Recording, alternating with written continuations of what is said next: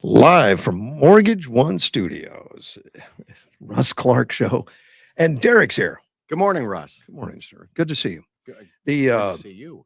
yeah, we took a few days off, didn't we? We did. You had a reason to take a few days off, so good to see you. It's an excuse.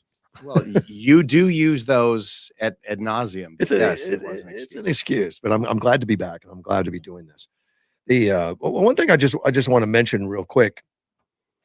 We're doing this show right now on social media, and we're committed to it. We're committed to do it at our regular times, which is at 6 o'clock in the morning, Monday through Friday.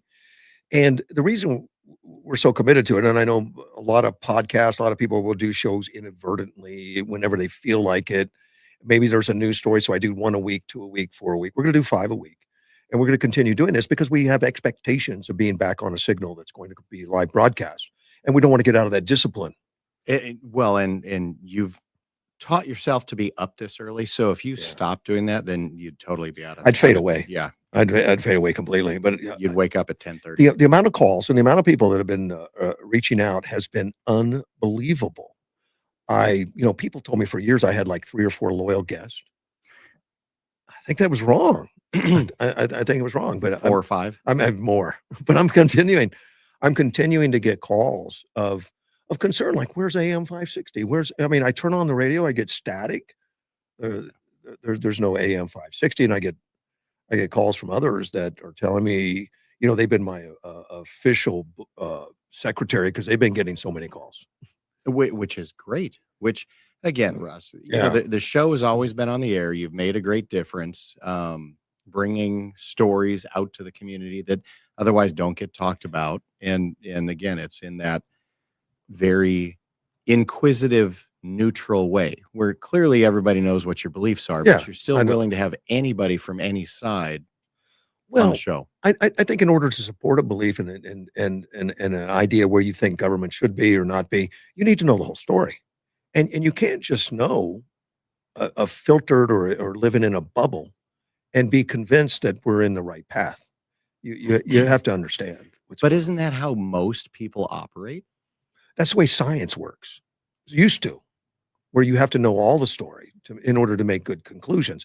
And my belief has always been that if we're given enough information, if we know the facts of a case, we'll make better decisions. But there's people out there that think that's just horrible. You can't have all of it. Just tell them what they need to know. I think people are smarter than that. I agree. So we're committed to it. And a lot of it, and obviously with you pushing to do this and your commitment to say, we're going to look into this and work. Nothing's set in stone yet. There hasn't been a contract signed, but things are moving in the right direction. And it looks like a signal's available. Can a deal be made? Can a deal be struck? And with 2 willing partners or principals, possibly. I think so.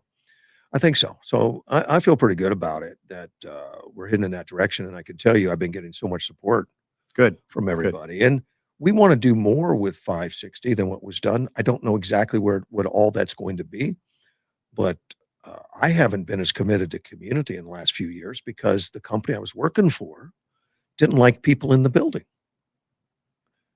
You don't have any qualms about that. No, we'll have more guests, more people in the building, more features. Well, you have the space, so let's we'll fill it up. But local schools, local organizations, local businesses.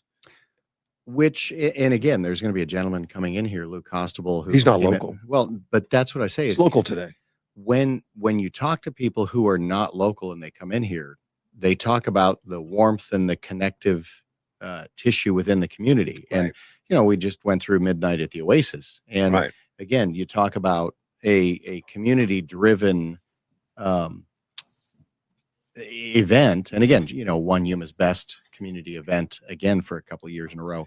Yeah. But you start talking about just the level of fun conversations that you can have in a small community like this. And I think that's one of those things that you bring to the table is it's a community story. It's a community event. It's a community communicator that keeps everybody together. And an original concept, and it still plays today, is to give everybody a voice. There's a lot of businesses, a lot of places out there, and a lot of opinions that they don't think they have a voice, and they say, "Can I come on the show and talk about it?" I don't ever say no, to my knowledge. Not And yet. and that's probably what got you started is you didn't necessarily have a voice. So you said, give me the microphone and I want a voice and just get out of my way. There's people that'd like to end my voice. You know what? And And, there's always going to be that side. and that's what happens when you take a stand. Expect some pushback from somebody. Unfortunately, we live in that caustic type society right now where if you're not agreeing with me, there's an attack. You're not with me, you're against me. And we need to Yeah, expose bunch. that and put a stop to that. Yeah.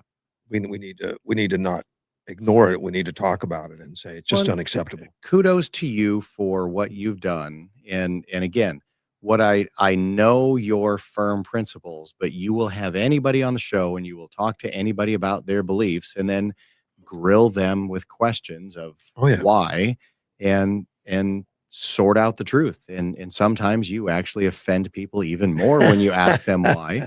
And that's one of the things we like about you most, Russ, is you literally offend almost everybody. I don't mean to.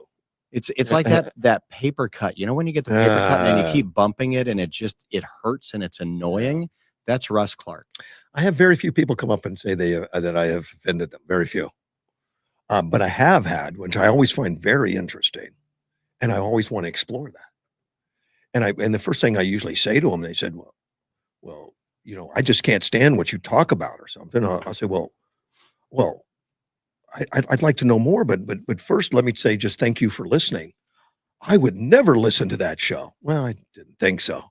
and the answer is, well, how do you know I'm talking about that? Well, they heard it from a friend and all that kind of stuff. You brought in a guest today. I did, and Lou Costable, all the way from Chicago, which we had on the show about a month ago when he was here doing some prep work for Midnight at the Oasis. Good morning, Lou. Good morning. Hey, and you've got to lean closer into that. How's that? Or much better. But yeah, he did come back. He did. So we didn't scare him off with the first run. I'm kind of shocked. He's back and better than ever. So again, you were talking about community and what I want to say small town, because Yuma's really not a small town anymore, but compared, it does. So Lou, what do you feel when you were walking around here for this? And we're talking Midnight at the Oasis. Yeah. So I was at the Midnight at the Oasis.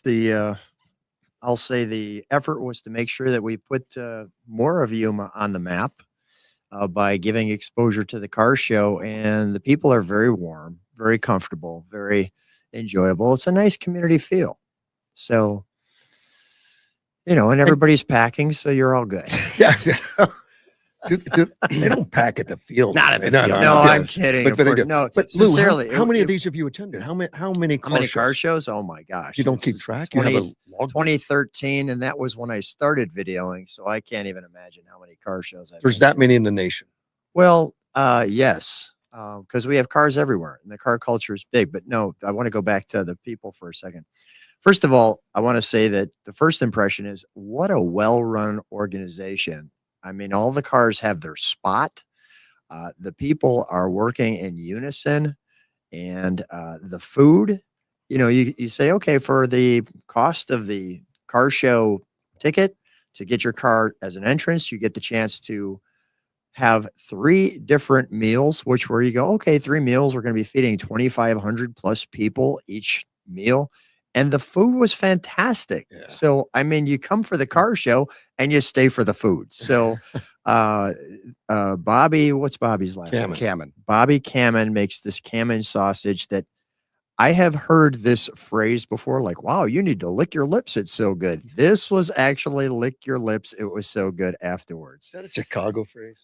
Well, it might be. And then there was the chicken was fantastic, and the tri-tip and just really, I think that makes the difference between a car show that you attend and the car show that is community. Because when you have people you're meeting and you're sitting and eating, it's one thing like, hey, I like your car. Or, people walk past your car and you're almost feeling like, gee, why didn't they look at my car? Well, this eliminates all of that, because this is the opportunity to sit back and eat with people and, hey, where are you from? And what are you doing? And what games you play? And, what makes you happy? When you get that, that's what makes it a community show. And that's actually the thing that kind of pulled me out. Derek was like, we got a show here in Yuma. And I'm like, yeah, okay, everybody's got a car show wherever you are across.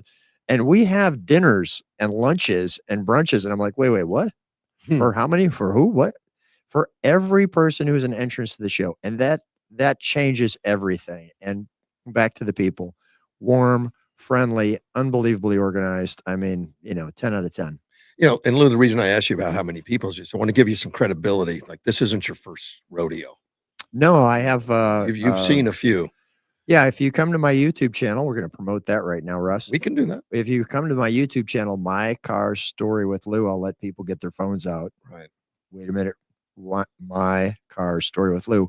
And then just hit the subscribe. There's no cost. You just watch the channel. There's 2,300 different cars. And now some of them will be coming from Yuma, Arizona. So did you buy a car while you were here? no buying. Well, I'd love to buy some of the cars that I saw here. However, the car show is just that I take the person's story, which is their passion for their vehicle, and we get the chance to share that with the globe. I'm in 50 different countries, anywhere from 7 to 29 million views every month, and it's just explaining to somebody. There was one story where one guy was so excited about his car that he started tearing up. I was hearing, just to share his story because they love their cars so much. They put so much time into their cars. I mean, the level of cars you have here as well. I mean, everybody likes, it seems, to individualize their car.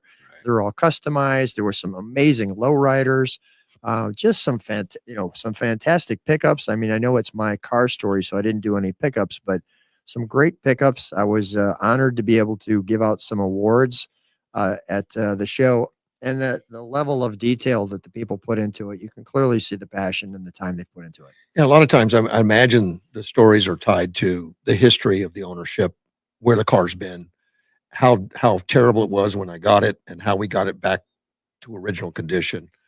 I mean, I've heard a lot of those stories, and especially if it's tied to family, it has a real connection. Well, once they've been in your family for about 10 years, they are members of the family. The car is. There's one gentleman that had a 1950 Oldsmobile, and it's hard to find a car from the early 50s that's this perfect. And when I was explaining to him, wow, your car, I run around the country and look at cars, is really amazing. And he said, I worked on it 9 years in a row every weekend to get this car to look like this. And you're thinking to yourself, oh my gosh, the amount of time and the tolerance that it takes to make something look like that. This is why you're so passionate about your cars. Your passion is where you put your time at. And I just absolutely love the cars and the people, and they're usually very warm and excited to share their story about their cars. So it's just a pleasure to be out at Yuma. Everybody treated me warmly. Can I tell you a couple of fun moments? Absolutely. So a couple of fun moments is between some of the concerts, which I didn't even mention. So not only is it a car show, but they have 3 concerts Friday, 3 concerts Saturday, an award ceremony on Sunday. They were allowing me to walk up to the mic and say, okay, so I'm going to take my camera and I'm going to say, hi, I'm Lou with another episode of My Car Story. I want to show all the people of Yuma, Arizona. So I was up on stage showing everybody. So everybody in Yuma who went to these events is going to get a chance to be on My Car Story with Lou. On YouTube and Facebook and well, definitely on YouTube. But so come to the YouTube channel. I'll keep it there, and come to My Car Story with Lou, and you're going to see yourself. Right. So next year, you coming back with more people, or you just got to move on because there's so many more shoes? Few people in Arizona who would have to make that decision, but hopefully the answer is yes. I mean, I'll come back if they want me back. Yeah. Say there's got to be thousands of car shows you haven't seen yet. Well, I mean, you have towns and towns across America. So, I mean, there are states I haven't visited yet, which have great cars. So if I ever, Arizona, first of all, is a wonderful car community. I had lived here for 6.5 years, and I'd like to come back at some point based on finances. So when you have kids in school, that can change some things. So, yes, but they're getting close to, I call it graduation/retirement. So as they graduate, maybe coming back and getting a second home, in the Arizona area again is definitely something I'd be. Lou, that's called off payroll. Yeah, off payroll. They're still on payroll. Well, actually, they're pretty good. Their smarts has educated some of their finance. So now, have you done any in foreign countries car shows? Do they have that? I mean, do they have the same love and appeal for cars as Americans? The answer is yes. I mean, there are, first of all, a lot of American cars are being sent overseas. I mean, a lot of American cars. So the passion of American vehicles, when you think of a Ferrari or a Lamborghini or a Bugatti, you think, wow, that person has really arrived, or a high end Mercedes or something like that. But over there, they're like, if we can get an American car here, something from the 50s with fins or something like that. I mean, you are a major celebrity in your towns. Back to your question, have I videoed cars? I've gone to Canada, Okay. is where I've gone. I haven't gone to Europe or Asia or Australia yet, or I haven't gone to you know Alaska yet, which I know is part of the U.S. So there's definitely car shows and great car people everywhere who are passionate about the rides, because cars are freedom, at least for most of us. Now I think that some of the younger generation is, their phone is their freedom. Hey, I can go to Europe just by looking at my phone. However, Right. the goal of getting it on YouTube and Facebook and TikTok is that's their platform. So if I can speak to them on their platform, hopefully I convert a few of them over into car lovers, at least an understanding why it's important. And I've had many comments. I comment on all the YouTube comments. I reply back of people who've said, "Hey, that's my grandfather, and Lou, he's passed away, and it's so exciting to be able to see Grandpa when he's at his happiest in his car." And that's just heartwarming when you hear those kind of stories and how it impacts them. And then, of course, when I comment, I'm going to go, "We have to take Grandpa's car out, and we'll have you drive it now. We'll video you in the car." So uh, it's a family friendly show. The only four-letter F word I use is Ford. Oh, So it's based on bringing it back to what America's about. We're about community and connection, and boy, the Yuma, Arizona show, if that doesn't scream it, with the three meals and the sit downs and the fun and the concerts and watching people dance, is fantastic. Lou, I- if I can, you talked about family with cars, and I Yep. know there were at least two winners that it was dad driving and son in the passenger Sure. seat, and the cars were basically rebuilt as a project, a father-son project. Right. How often do you see that? Well, I've talked to all of your sons, and I've asked them which car are they picking as Derek moves on, and they've all picked some cars. So it's clearly a father. Oh, they've son. divvied everything up. Yeah, Trust me, they're waiting. So the truth is this: we're just caretakers, right? We're just here for, or as I like to call it, car takers. We're just car takers for a little while. We get to enjoy this ride, put the smile on our face. I call it smiles to the gallon. And then we move on. And if we do it right, we find someone else who, it's not about the money. Well, at least for me, it's not about the money. It's about finding someone who's passionate about that, the next caretaker. Are you the one who wants it? I was watching a Trump speech the other day. It made me think of you. I know you're trying to figure out how that goes together. He was talking about Cuba maybe opening up, and I said, "Well, wow, I wonder if Lou will go down there to check out the cars." Well, I mean, you mentioned 1950s. I think that's all they drive. well, they're still driving those cars. I mean, that's the other great thing about Arizona is there isn't a rust issue. I mean, if you're in the Midwest where I come from, Yeah. a lot of cars that we've had. I can remember having cars in high school where we'd have a '69 Charger or something like that, and without exaggeration, 3 years later, the quarter panels were gone. Right. So, and the fact that they can remanufacture these parts, and how the level of technology has increased. Where they can remanufacture floor pans and quarter panels and weld them in, and it's just amazing. Speaking of welding, what was it? Women Weld like a Weld like a girl. girl. weld like a girl. The awards, usually there's a trophy and it's chrome or silver or gold, and you hand it to somebody and they smile. They not only gave away trophies, but the Weld Like a Girl students put together these, I'm going to call it artwork, Mhm. that were the shape of Arizona's state, with creativity of how they put Mato, Midnight at the Oasis, MATO, and then 26 on these different pieces. And these were given to talk about a unique piece. You're getting something that was sculpted by someone's engineering and thoughts and creativity, along with a trophy. I mean, it's, if again, the show is so wonderful because it just screams community. I mean, you can go to something, and I'm not beating up somebody. Well, I won't beat up somebody else's car show because it's their style and their way they want to do it. But you can go to some car shows and it's very what you would expect. Yeah. This is a car show you don't expect. You don't expect three concerts. Three concerts. I mean, maybe one concert, but three each night. I mean, if you don't like this band, just wait an hour and a half. There'll be somebody you like. Now, partnership with the city. When you talk about car shows, how many car shows do you actually see on grass, green grass? Well, actually, I see quite a few of those because you figure a lot of them are on golf courses Okay. because you have to have enough space for the cars. And if it's not on a golf course, wrecking the golf course, then it's typically on a big parking lot, some kind of a paved area. Well, the answer is, if you've got a church, it's going to be in their parking lot. If you've got a school, it's going to be in their parking lot. If you've got a college, it could be on their football field. So, uh,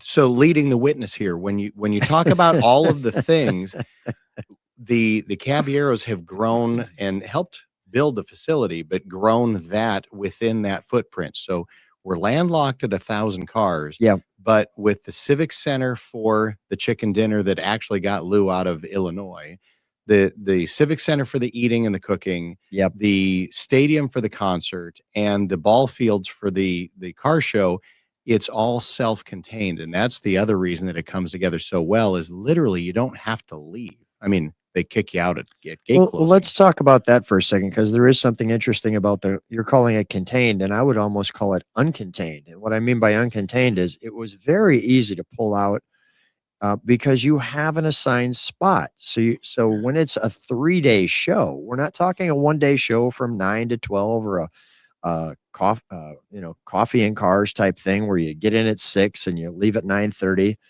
This is something where you're going to spend some time, and the vendors were all set up. They were fantastic. Obviously they're going to be friendly. They want you to take a look at their merchandise and bring you over. And the shirts were great. I'm wearing the hat. I'm wearing the shirt as we speak. First of all, the hat wouldn't fit in my suitcase, so I have to wear that on the way home. But it's tremendous. I mean, and you can get something. You can get last year's shirt very conveniently for a couple of dollars, or you could buy something that's more high end. So you guys are covering all of the bases. You're not missing anybody. If you want to look high end, wear this polo shirt that's embroidered. Hey, if you can't afford that, here's last year's shirt. Wear that and enjoy that. So you look like you're part of the community. So really well come together. And again, I think the most impressive thing was the level of organization for a show with this many people. Derek, how long's it been? How many, 30 years? 34. 34? Now, you and I weren't around during the very beginning. I was around longer than you, but during the very beginning when they... Well, you're old. You've been here I'm since old. the I'm beginning. very Come old. on. 1993 was the first one. 1993. And I didn't get here till 95. But those first ones, looking for ideas, looking for how we're going to do this and what's going to happen. And now we've got really a professional car show guy coming in and raving about the things that we've got in ours that we've incorporated that probably should be the envy of other car shows. And what I always love to talk about is this is a non-commercial enterprise. Correct. It's not somebody's business that they run them around the country. And again, kudos to those guys. It's a group of business owners and managers that do this voluntarily, who don't sleep for a week to raise funds for that nonprofit organization. Right. And to have somebody of Lou's caliber speaking highly of the organization of it. It's inspiring. It's good. It's uplifting. Because I want to jump in for a second. So there's going to be, if you come to My Car Story with Lou on YouTube, there will be 2 videos from the show. There will be the car show because people obviously come to my channel for the show.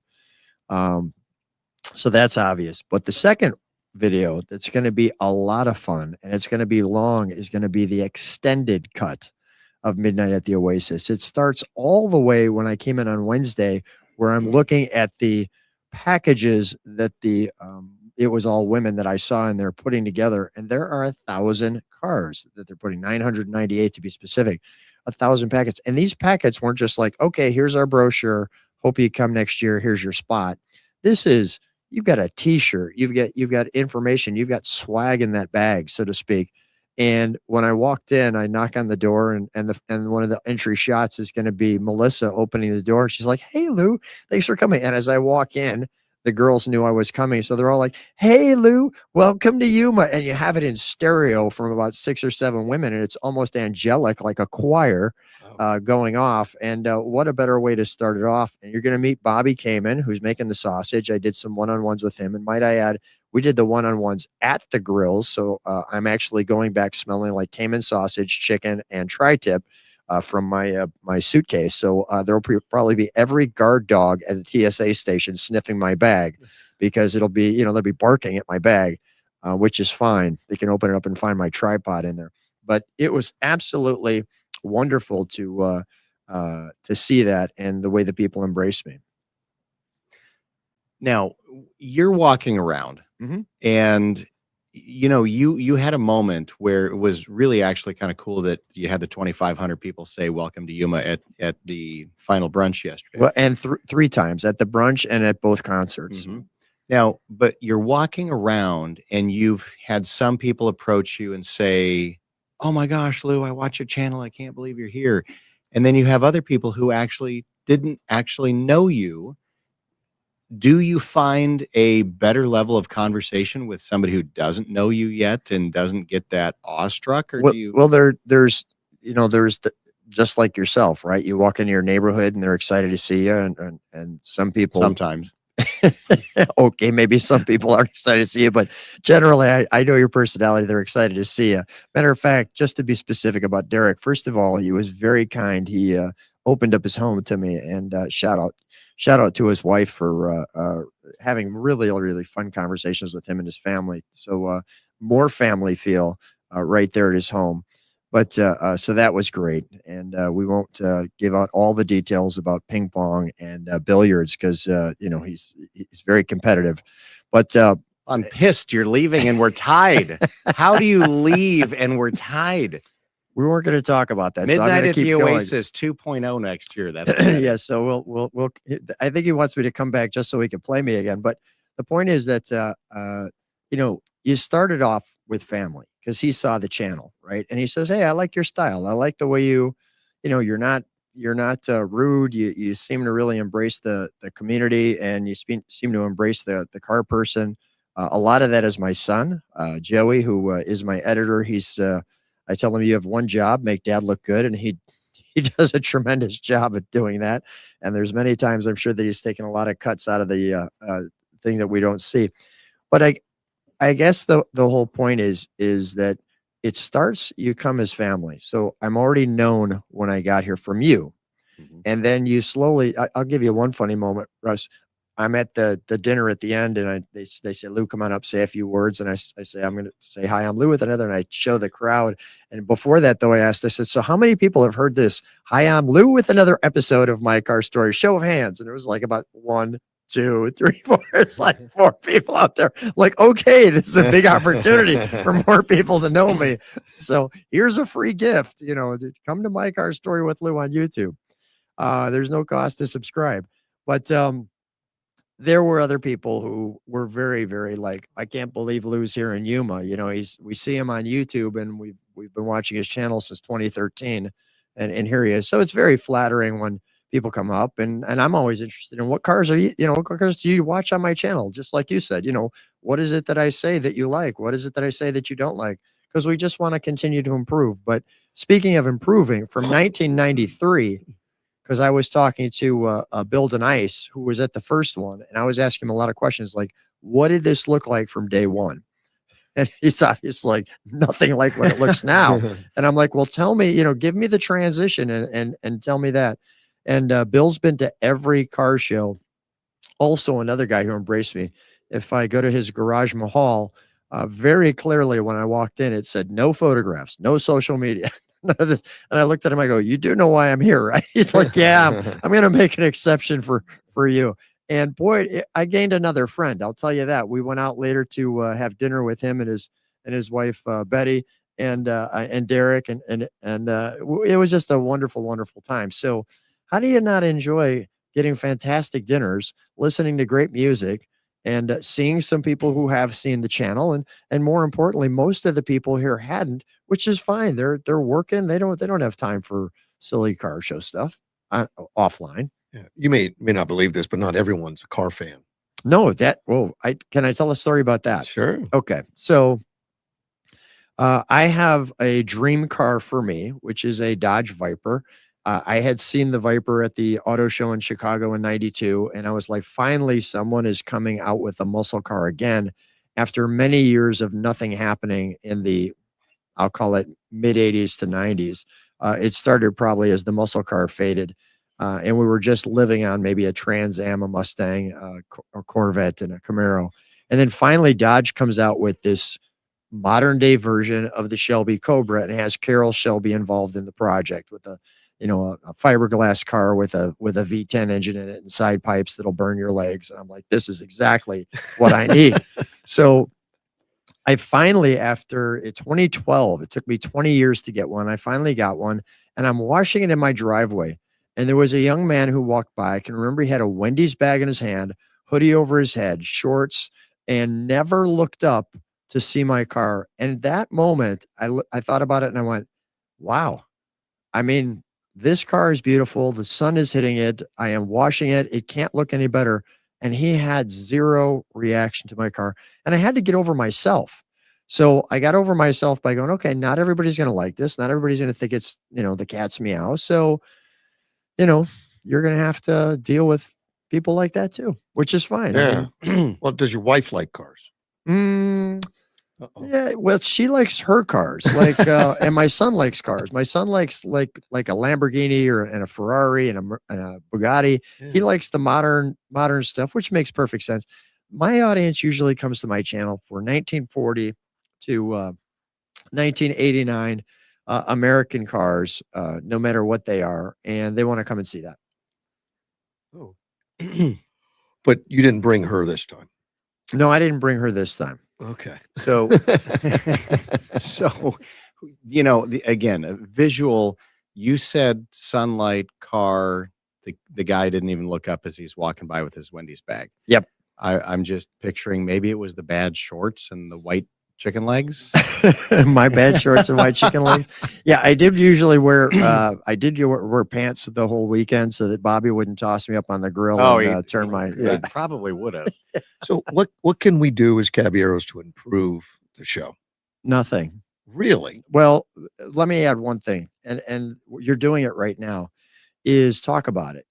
I shared with Derek, I said, the more consistency you share the message. He was asking, he says, well, Lou, you videoed 3 cars here individually. When are those coming up? Are they coming up next week? I said, absolutely not.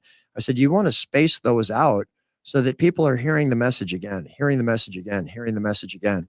Midnight at the Oasis, midnight at the Oasis, midnight at the Oasis. Well, what's a midnight at the Oasis? Well, they'll click the thing and they'll check the description in the video and they'll go to the website. So if you can keep the message consistent, I mean, how long have you been doing the radio show?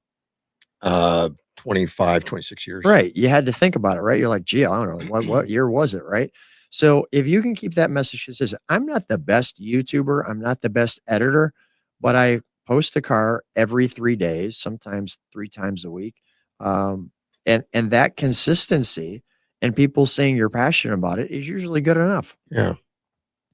But get the message out.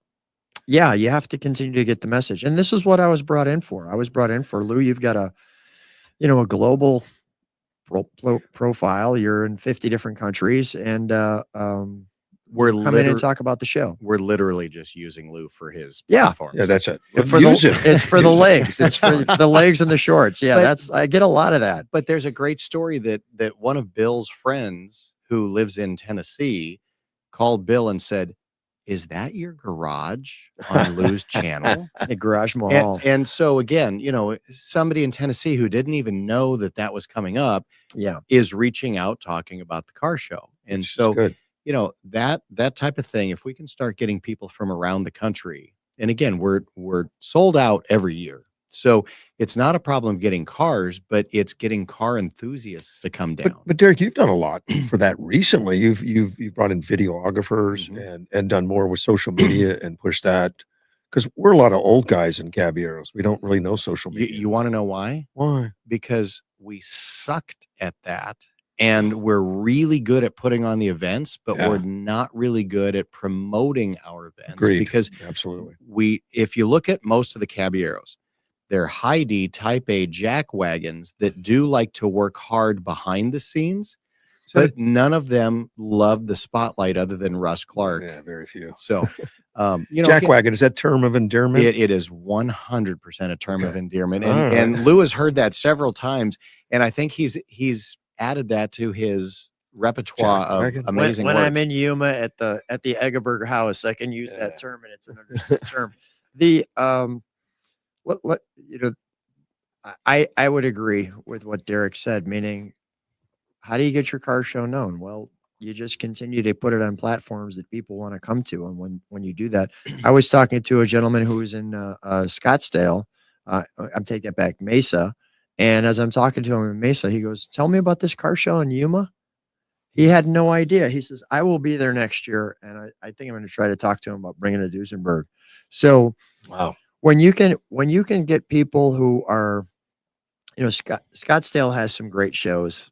Phoenix has some great shows, but a lot of them aren't thinking of coming to Yuma. Well, when they come to Yuma, which is not, what is it, 2-3 hours away? Yeah. So if they come here and have the experience of what they see here, that's gonna. And let me even add to that. So you've got the rally on Main Street, and I posted that video. So anybody who was on the main strip of that can see that video. So if you go to My Car Story with Lou and you punch in rally on Main Street or Yuma, Arizona, you're going to see that. And you'll get a flavor of the type of cars here. You'll get and that's a great street. They have some great restaurants. I've eaten there twice.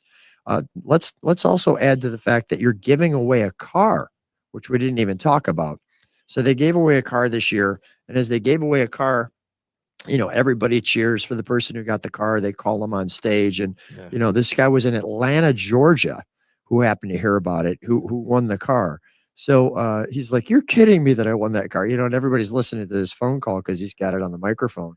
And you've got, was it Miss Yuma, Miss Arizona? What? Miss Yuma County. Miss Yuma pulls the ticket. She's looking away, so she's not picking her friend and things. And Miss Yuma County. How much more, family friendly can you make this?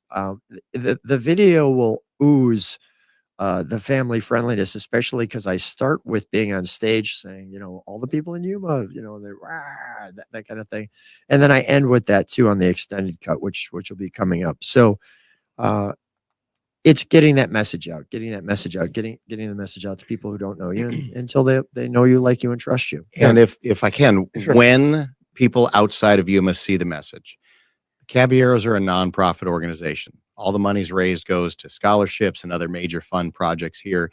Again, it's not a for-profit enterprise. However, when you look through, say, the food court, all of the people who are selling foods and drinks, that's other nonprofit organizations, Rotary clubs, Optimist.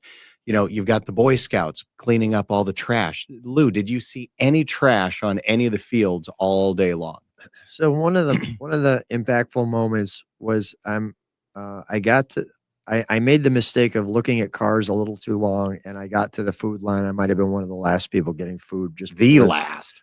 Yeah. So I come running in, and I don't know if it feels like you saved a plate for me, so to speak, like you're going to your grandmother's house and you're just where were you? So I come in, I get the food, and I'm eating, and they're like, "Well, Lou Constable's here." So I stop eating. I go up there.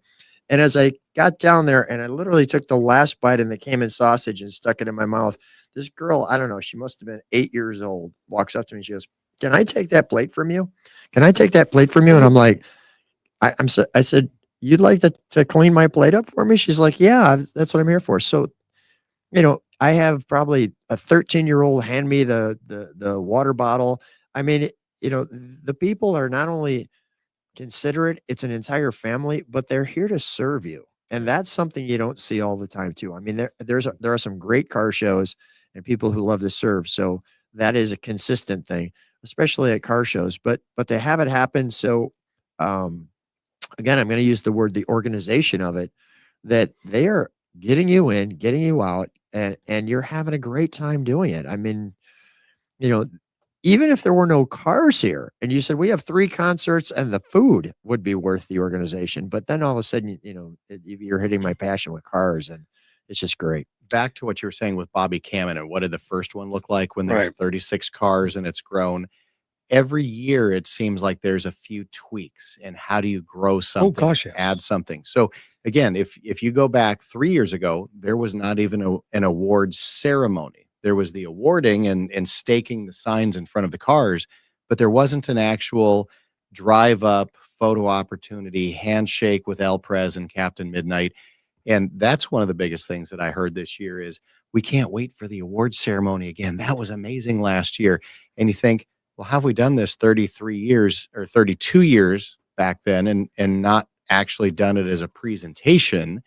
Because again, it was just kind of like, okay, let's grow this. And nobody ever said, hey, let's do this, whatever that is. The reason this whole thing started 34 years ago was to bring people into Yuma, to get the word out about Yuma, to bring them in. And it's the one thing Lou says we suck at. Yeah. But think of what you just said. We're at 1,000 cars. Yeah. 70% of them are from outside of Yuma. So 700 cars worth have to buy hotel nights, restaurants, fuel, convenience store stuff. So it is a fundraiser for all of these organizations, including the Caballeros, but it's also bringing economic, engine stuff into the community. Well, we started off as a branch of the Chamber of Commerce, and it was spun off. We're our own entity now, but that was the whole thing. Like, how can we get people to come to Yuma?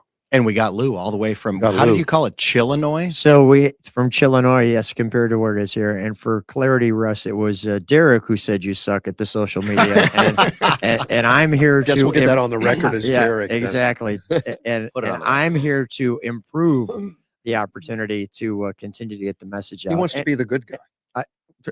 Right. So, but the more you get the message out and the more you can share it on different platforms and the more you can get, celebrities here or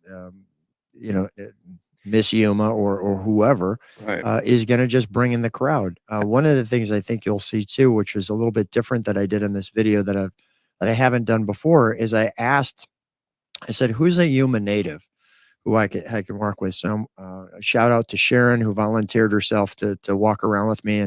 And it seems like everywhere she walked, people knew her, hugged her, warm, so and that's the beauty of being a Yuma native, is they bring you in as they're your own family.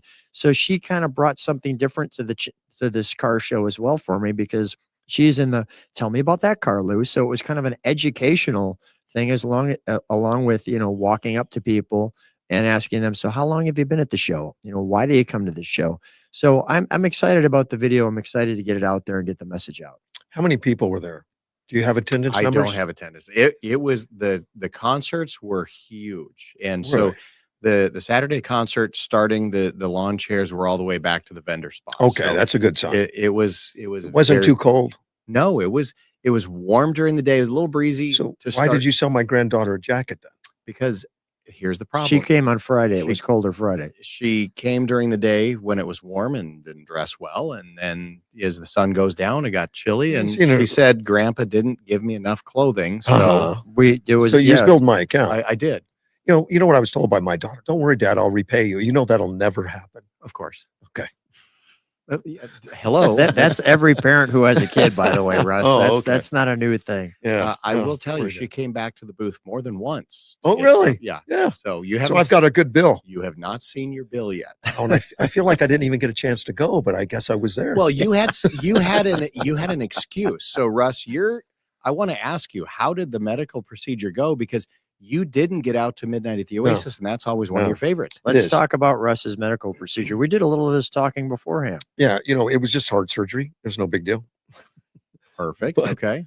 Because you have no heart. I did. Yeah. It was let's go back two sizes too small. It's not actually a heart procedure. You had something. What was it? AFib? AFib, atrial fibrillation, which I didn't even know what it was till I had it. How'd you find this out? Just a routine checkup. Go into the doc, and it was kind of like, congratulations at AFib. And I said, what is that? Like you aced the test or something? Yeah, I have no idea what that is, but I'm sure I don't have it.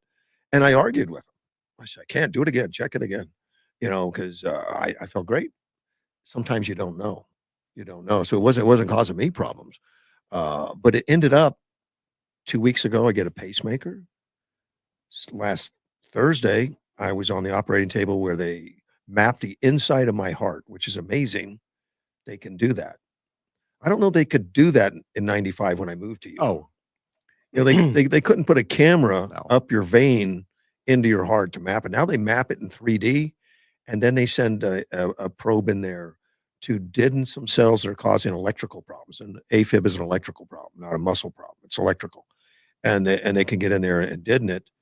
And I was supposed to. And that's when your heartbeat is doing like 200. Yeah, they beats didn't per turn me minute. off. They just kept going. Yeah. So you were sharing with me that you saw this on a fitness. There was all the people in the fitness, and they give you like a finger monitor to Yeah. check and you were winning the race. Everybody else was was winning doing, everybody else is something. doing about 130 miles an hour, and you were over 200. So congratulations. You know what happens to you if you're Like you're in one of the new Corvettes or something. if you're in the gym and your heart rate hits 200, what You should be proud of that. You were the champion. no, it's dangerous. But Oh wait, bad Russ. what happens is It's like golf. You want a low score. everybody thinks you've got a bad piece of equipment whenever you're checking your heart. Here, try mine, and until you realize that this AFib really is causing issues of rapid heart rate and needs to be fixed. But it looks like everything is fine since Thursday. so you And feel good. I feel good. I slept a lot this weekend and was Is supposed this to your take it first easy. radio show since then? Yes, correct. Yeah, I was on the radio Wednesday. Thursday, I was on the operating table. Took Friday off, and now I'm back. And I feel better than I did Wednesday, which kind of amazing that they can do that. And it only took an hour and a half. And the next thing I know, Outpatient surgery, obviously. it is. Yeah. In fact, they had the bid sold already. There was another patient coming in. They had to get me out of there by 2:00 in the afternoon. It's like watching Derek. It's like watching Derek sell merchandise. Okay, thank you very much. Next, thank Get you very outta much. here. Next. It's kind of like you with an auto. Yeah. You pull something in, tune it up, get it out, get the next one in. Well, here's my problem with Precision Automotive, where I make my living during the day, is I have a business partner, Chris Moorhead, great guy, all that. I have no problems. He can get cars in there like crazy. He's very good at getting the cars in. But it's getting them out that we make money on getting them out.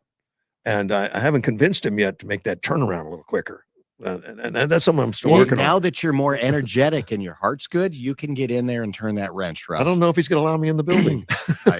Probably a He'll very let you good- in, but he won't let you out. No, it's amazing what they can do. And the hospital, absolutely fabulous. I know so many people when I first moved here, Lou, in 95, they said, wow, it's a great little town, but don't ever go to the hospital. If you're sick, go to Phoenix. And I never said, so I spent 9 years on the hospital board trying to figure out what the problem was.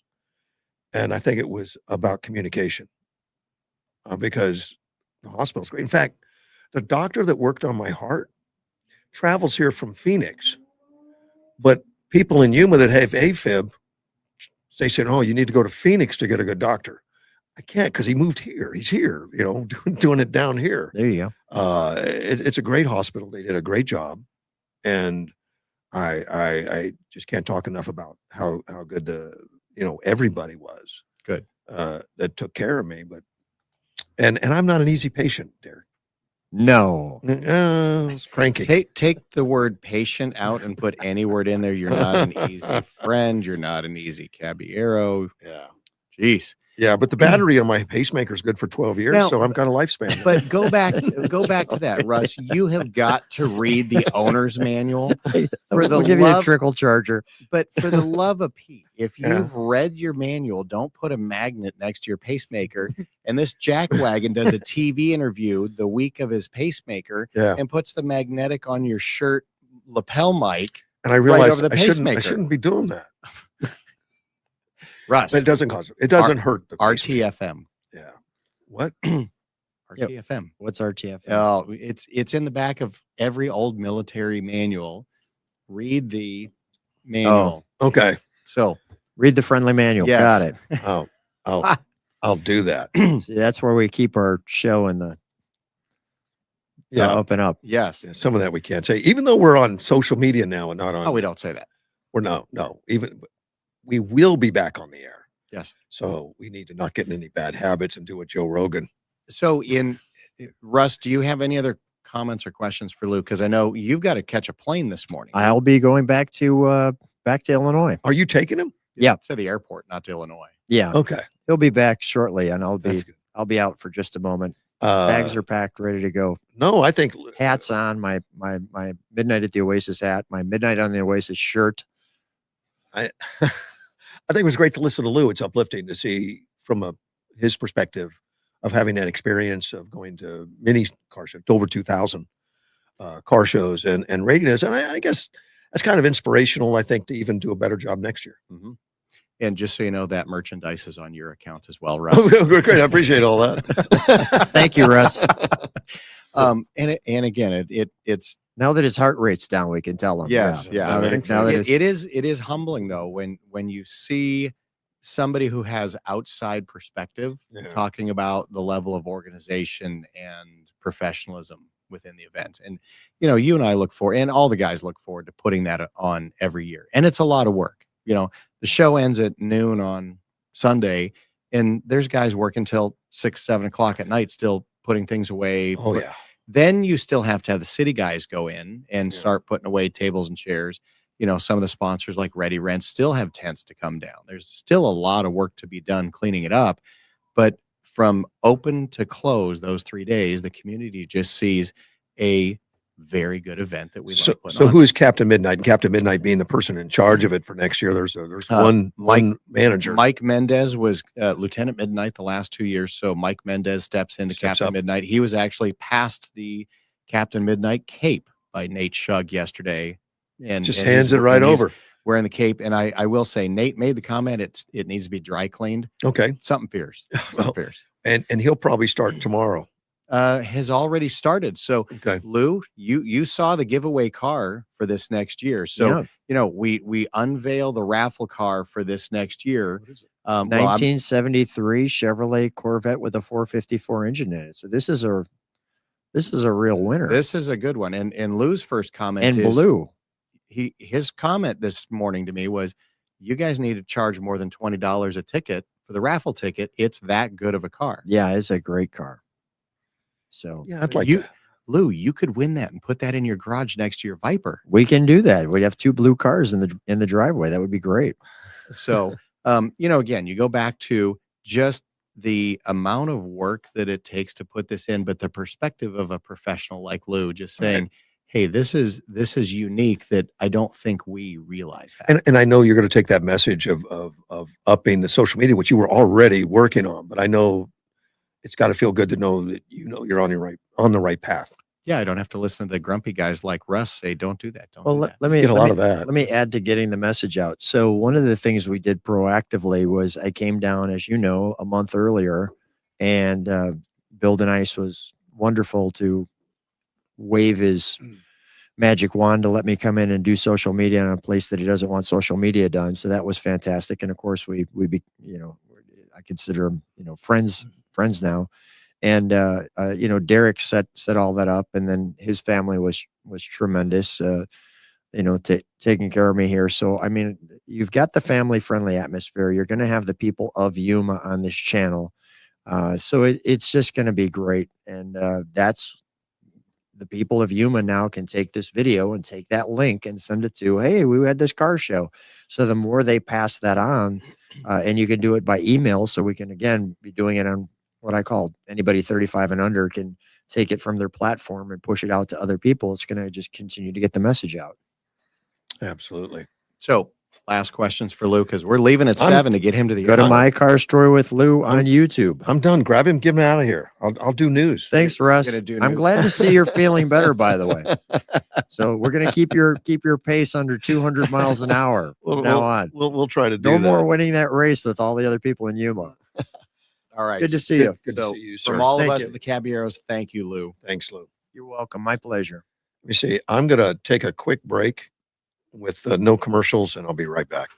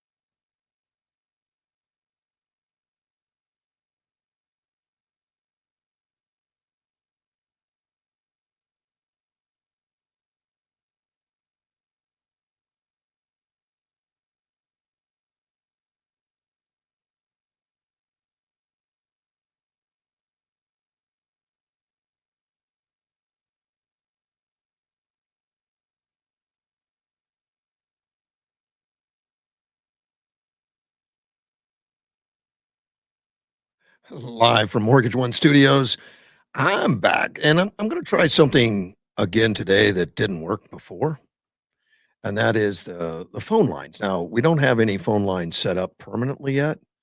There will be, and obviously, there's a lot to be set up. I couldn't get to it due to resting this weekend and resting up, but there will be some features, top of the hour news, and some stuff we're working on. But the phone lines are going to be just my cell phone right now, 928-344 5258. And hopefully that thing works today. We tested it, it did work. And we can definitely take that. I wanted to talk a little bit about some weather stuff that's going to be happening. If I can get my paperwork out now. The severe thunderstorms. And I didn't double check this, but I read the article this morning. Effective at 10 o'clock this morning, there's supposed to be a chance of severe thunderstorms in Yuma. Let me see if that's what. Well, it does. It does. It does. Looking at my weather map from my cell phone, it looks like that's a real possibility. And it's going to be the southern half of Arizona because of Santa Ana winds in Southern California over the last few days, which we did have some winds. So now it's over northern Baja, Mexico, and it's going to cause some problems. Let me see if this. Tom, are you there, sir? Yes, sir. I'm here, Russ. I'm just checking you out as I'm waiting on people to show up here. But it works, and my phone worked with Facebook, so that's outstanding. That is perfect, man. I'm glad to hear from you. Yeah. And go ahead. I know you called me yesterday because you were not happy that the AM 560's off the air, but I'm glad you found me. Well, actually, I called you because I was just checking on you to see. I hadn't heard from you, and you went offline. Yeah. And I'm like, oh my gosh, man, where is he? Well, I appreciate that. Thank you. Thank you. Yeah. And go ahead. So you at work today then? Yes. Okay. Things are going good out at YPG. Everything's up and running. A lot of programs going. A lot of happy campers. We're getting paid. Hopefully we get paid more when the next negotiation with the union comes out. It's a shame. It's a shame that we had to go through that where it was all up in the air. People were, in fact, you lost people. I know people that quit because of the disruption, because you went so long without pay. Well, and government shutdowns. Our shop, we're highly trained demolition people. Everybody in our shop is military trained, right? And but we're doing civilian bomb disposal work out here and ammunition recovery and things like that. Well, part of the problem is we've got 5 people that have left our shop in the last year, and we can't replace them because the rate. Somebody can go to Creek Air Force Base in Nevada and make $62 an hour starting out. My goodness. Yeah, and because of our training, they're not paying us for our labor; they're paying us for our knowledge. Right. And that happens a lot out here at YPG because it's a very unique place that you can't. It's very knowledgeable, like the free fall guys and the test parachute testers. You can't get that training in at the San Luis Airport or Somerton Airport at the skydive.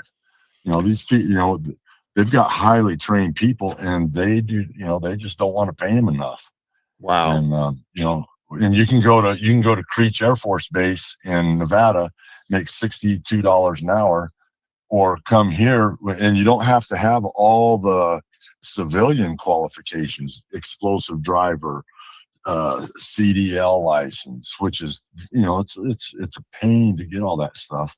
And you don't need that at other job sites because they have 1 or 2 guys that drive the explosives for you, and do that. But down here, everybody's got to get it. So we can't get people qualified or to come here, There's and they're not going to come here for $20 less an hour. that's really specialized stuff when you start talking about explosives, especially military training. Yes, Yeah. yes, And I know that's your background. yes, Yeah. and And that's what you do at YPG. You blow stuff up. I understand. we go look for stuff, and I mean, it's general. We do a lot. I Yeah. mean, we operate heavy equipment out here. We people that will go shoot a bullet out in the desert and it doesn't go boom, and we go out and we dig it out of the ground and remove the energetic material out of it, and we give the electronics package back to the customer, the engineers who designed it, and they can figure out why it didn't go boom. And you do all that to make the soldier in the field safer, to make sure he's effective. Yes. And- Yes. So the stuff in Iran works is what Right. we're doing. We're making sure it works before it gets turned to the war fighters, as they call them now. Right. Okay. And if a warfighter gets in a vehicle, has a firearm, whatever it is, it has to work 100% of the time to make sure that guy's Yes. safe. Yes. Yeah. Get him in, get him out. Yes. So I'm sure that's a passion. You guys know what you're doing out there. You know you're saving lives. Well, it's the old saying in the EOD community is it's not how good you do your job, it's how good you look doing your job. That's why we like to work out. First impression makes a difference sometimes. Well, you want our military guys to be fit now, Tom. Yes, yes. And Hegseth said it best. And if you can't expect if you can't do what you're asking your soldiers to do, it's time to find something else. Yeah. Everybody needs to be able to toe the weight. I have heard there were some people that just didn't like what he had to say. Some people in the military that thought he was too harsh about, having everybody in shape and all that kind of stuff. I don't know what percentage that was. It couldn't have been big. I would imagine most military personnel probably aligned themselves with that thought. Yes, I know the EOD community does. Good. The explosive ordnance disposal. They have like at the mobile units now. They've got a big one in San Diego. They got a big one in Little Creek, Virginia. They got a big one in Bahrain. They've got another big one in Guam. And these places, it's like a college. It's a college training area. So when guys come back off of deployment, they've got sauna rooms, they've got cold baths, they've got full weight systems, they've got psychologists there, like sports psychologists that Sure. deal with combat stuff now. They're when guys you have issues, you're away from your family for 6 to 9 months, and you come back and and you've seen things that the civilian population doesn't see, and people are they've got a lot of stress on them. And Well, Tom, you're dealing with stuff that if you make a mistake, people get hurt. Not every job's like that. One of our mottos is EOD, initial success or total failure. It's the only, and that's true. You don't get to say oops very many times. No. And No. and then I was talking to you yesterday about on the first weekend of May every year, Congress, this is about 25 years ago, Congress dedicated a day of remembrance for explosive ordnance disposal people, guys that have operated, for operators, guys that have been injured, guys that have been killed. And they do this every year on the first Saturday in May.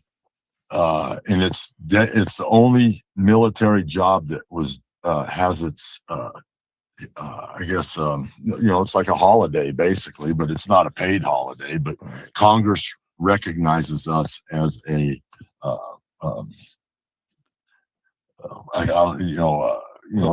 our holiday. Now, Congress recognized that. we see the explosive guys in the movies all the time. Anytime there's any bombs that call the explosive guy, call the explosive guy. I always wondered where they came from. Like everybody has explosive guys laying around. I guess there are a lot of explosive guys because It's a handful. It's a handful. It's a very small community. If you don't know somebody, uh-huh.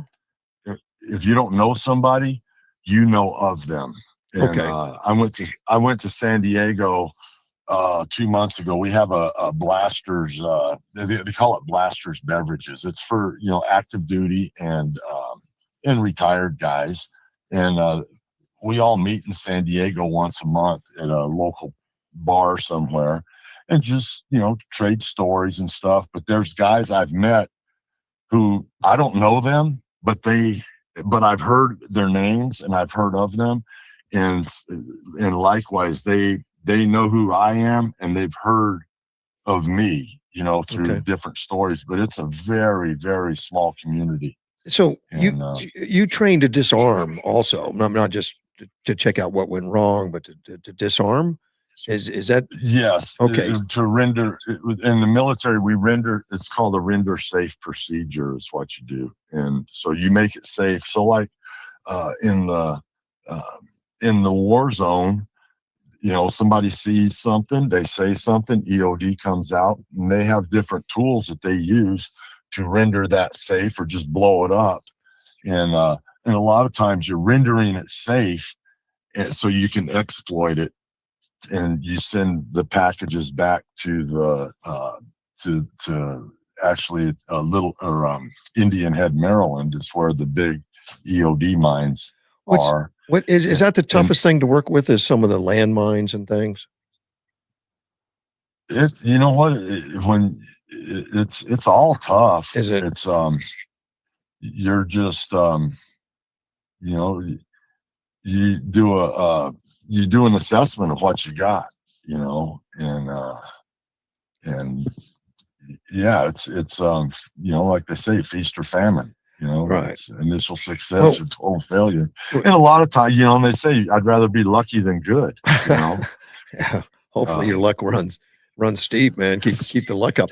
But you see in the movie Yeah. sometimes somebody steps on a landmine or something, and they go get the explosive guy to try to disarm it. Does that happen in real life, or is that strictly movies? I think that's Hollywood. It's Hollywood. I mean, Okay. I don't even like the Hurt Locker. I didn't even watch the Hurt Locker because it was so. I mean, Okay. it's they make stuff like that to sell put cheeks in the seats, as they say. Yeah. And But you definitely have to go into dangerous situations, and sometimes disarming or making safe, if it's in a populated area, you just can't blow it up, and that's got to be tricky. Yeah, you want to save personnel and property and preserve anything you can. Yeah. And so, but out here at YPG, yeah, we're we're in harm's way every time you go down. You don't know what what you've got, but you don't it's a hazardous situation. Sure. Imagine if you go out to something that did not explode and they want to know why. That means you just can't go blow it up. You've got to look at it. Yeah. And out here, you've got so many safety precautions in place, but those are, like it says in the publications. This is dangerous, and this is not 100%. Now you're an old guy, so you've been around a while, so I know you've done some things right.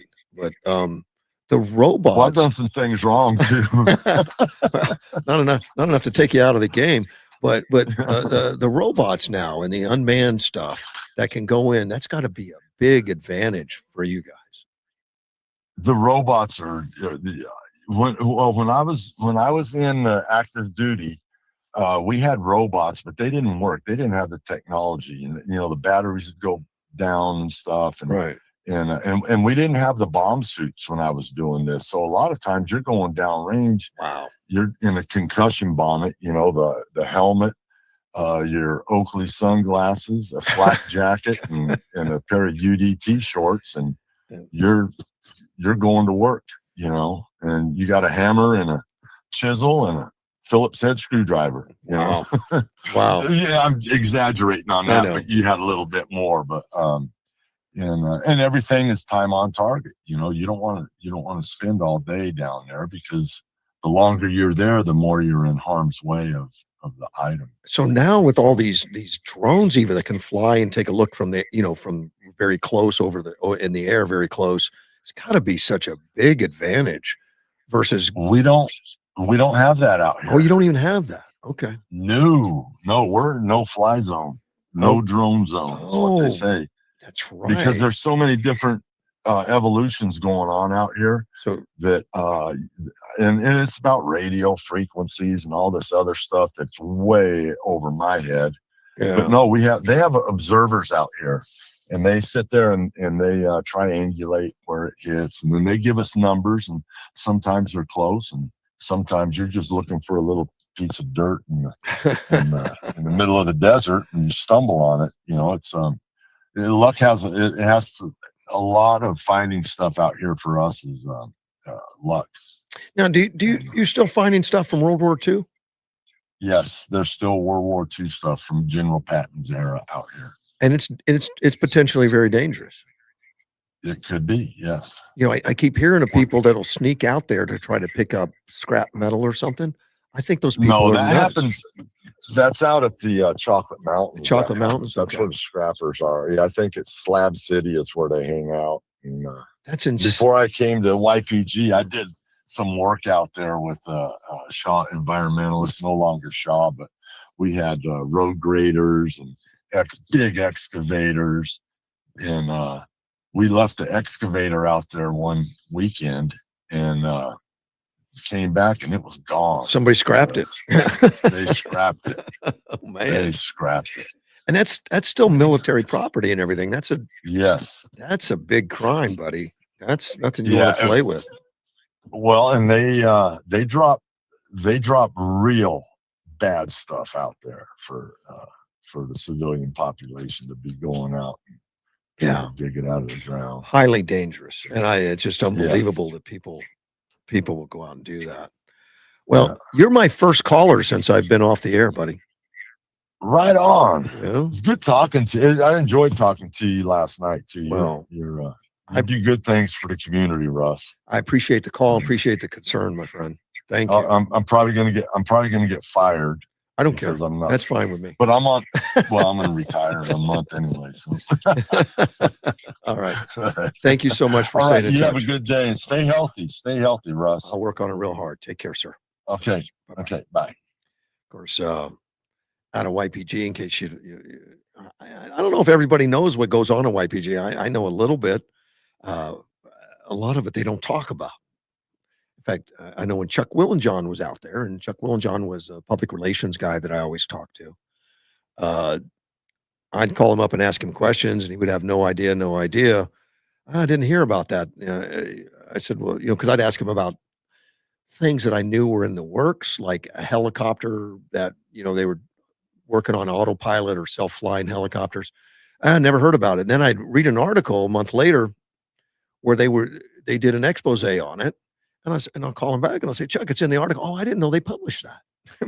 but those guys never talk.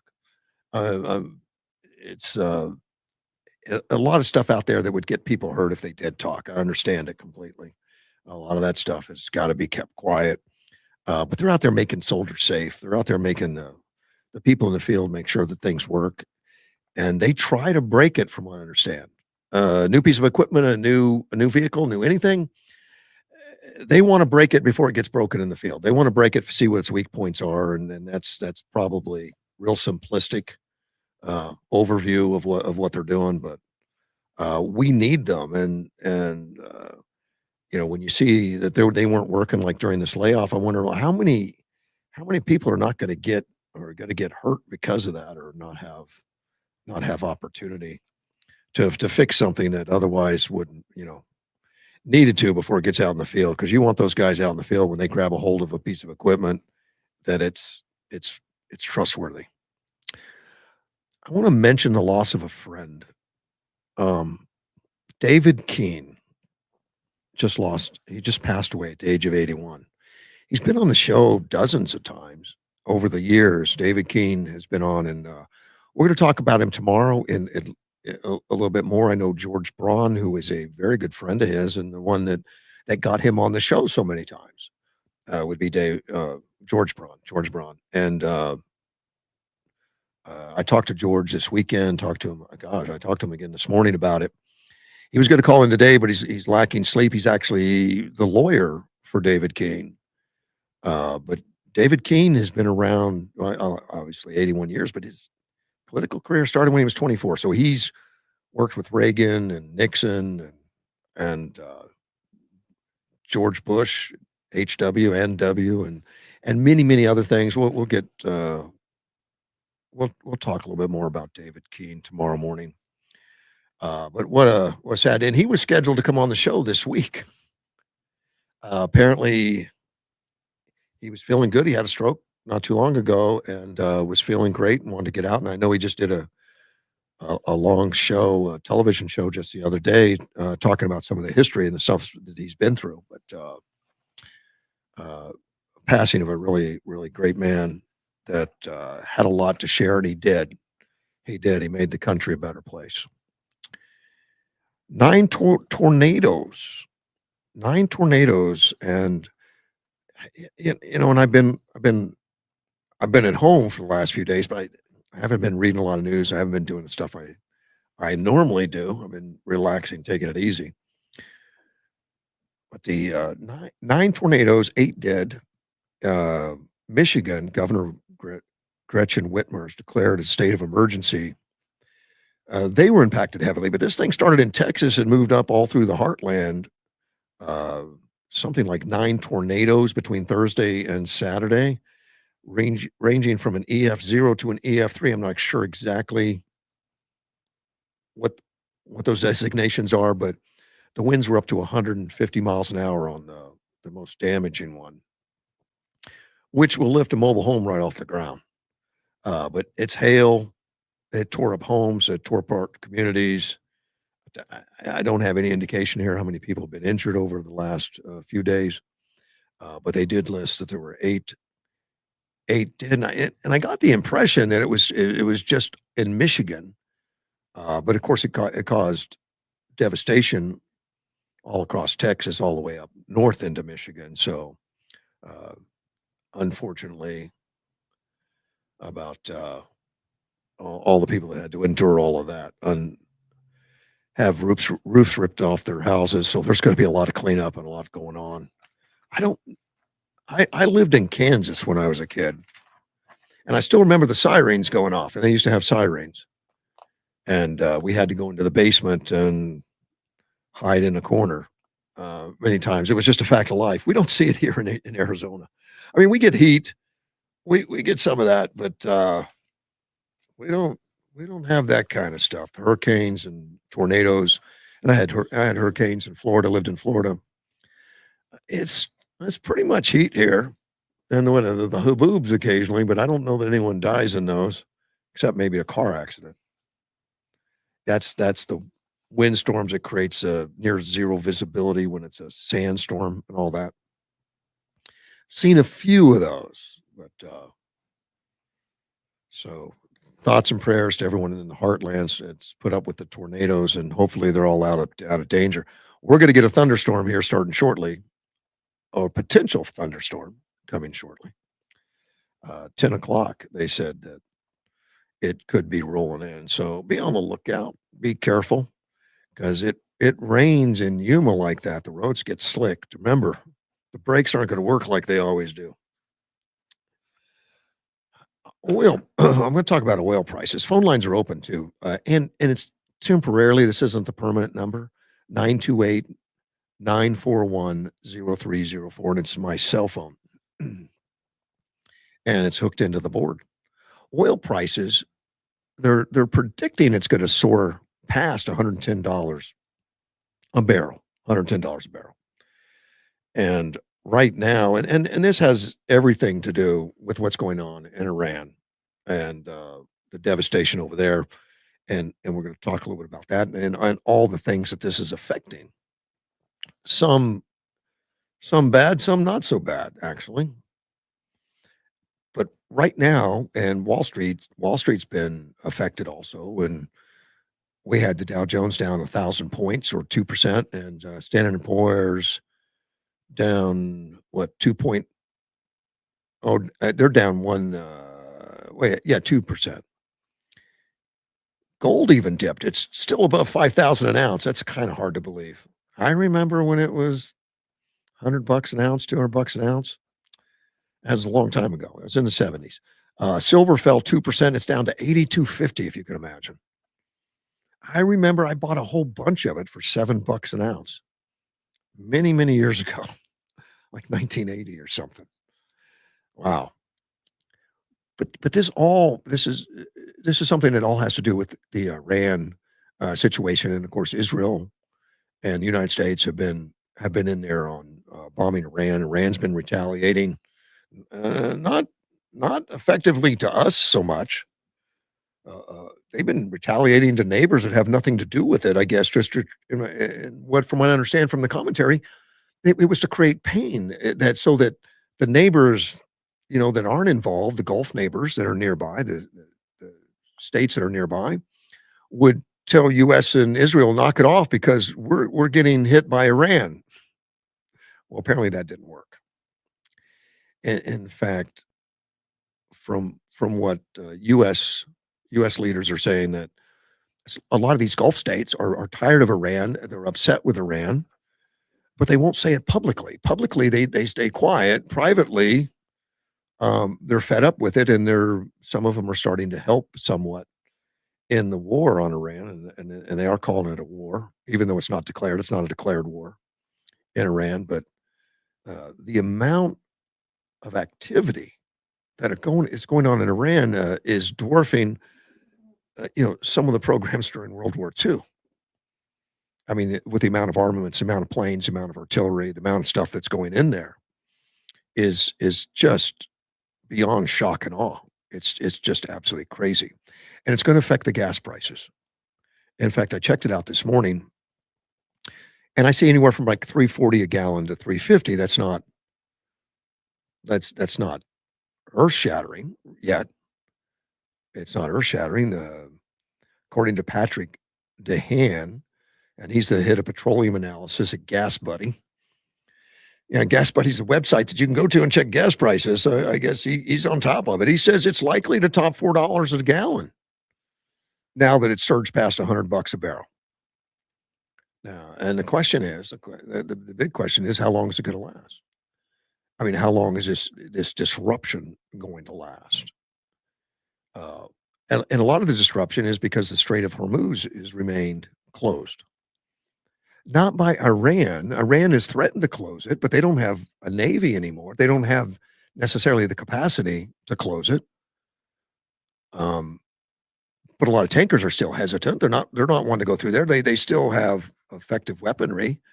They still have missiles. They still have some drones. Although all kinds of estimates of 70 to 80% shut down, that still leaves some stuff out there.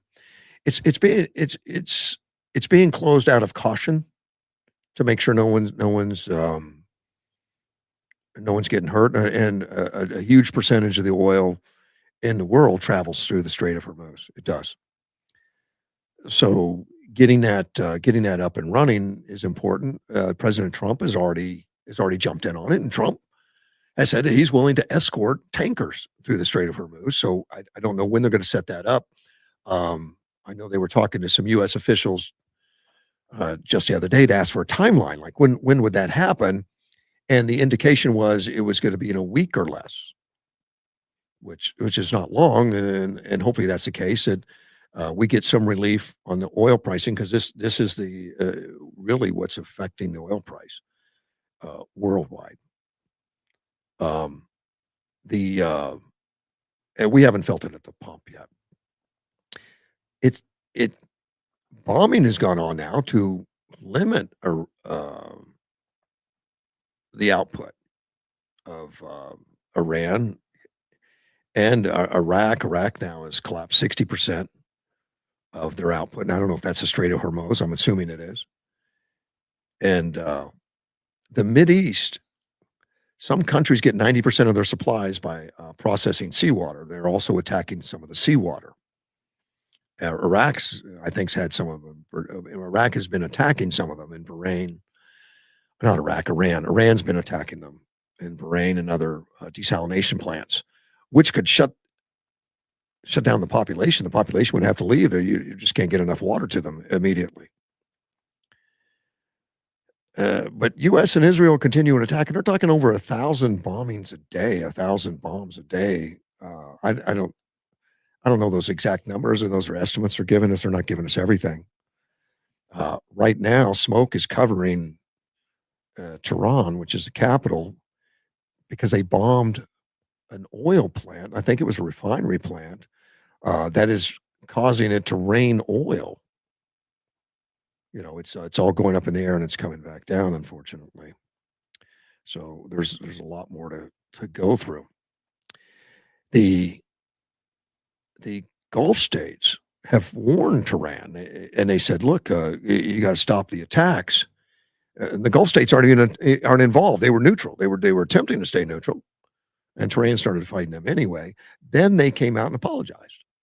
Yeah, Iran came out and apologized for bombing their neighbors that didn't have anything to do with it, and then immediately sent some more bombs. So who knows what's going on over there?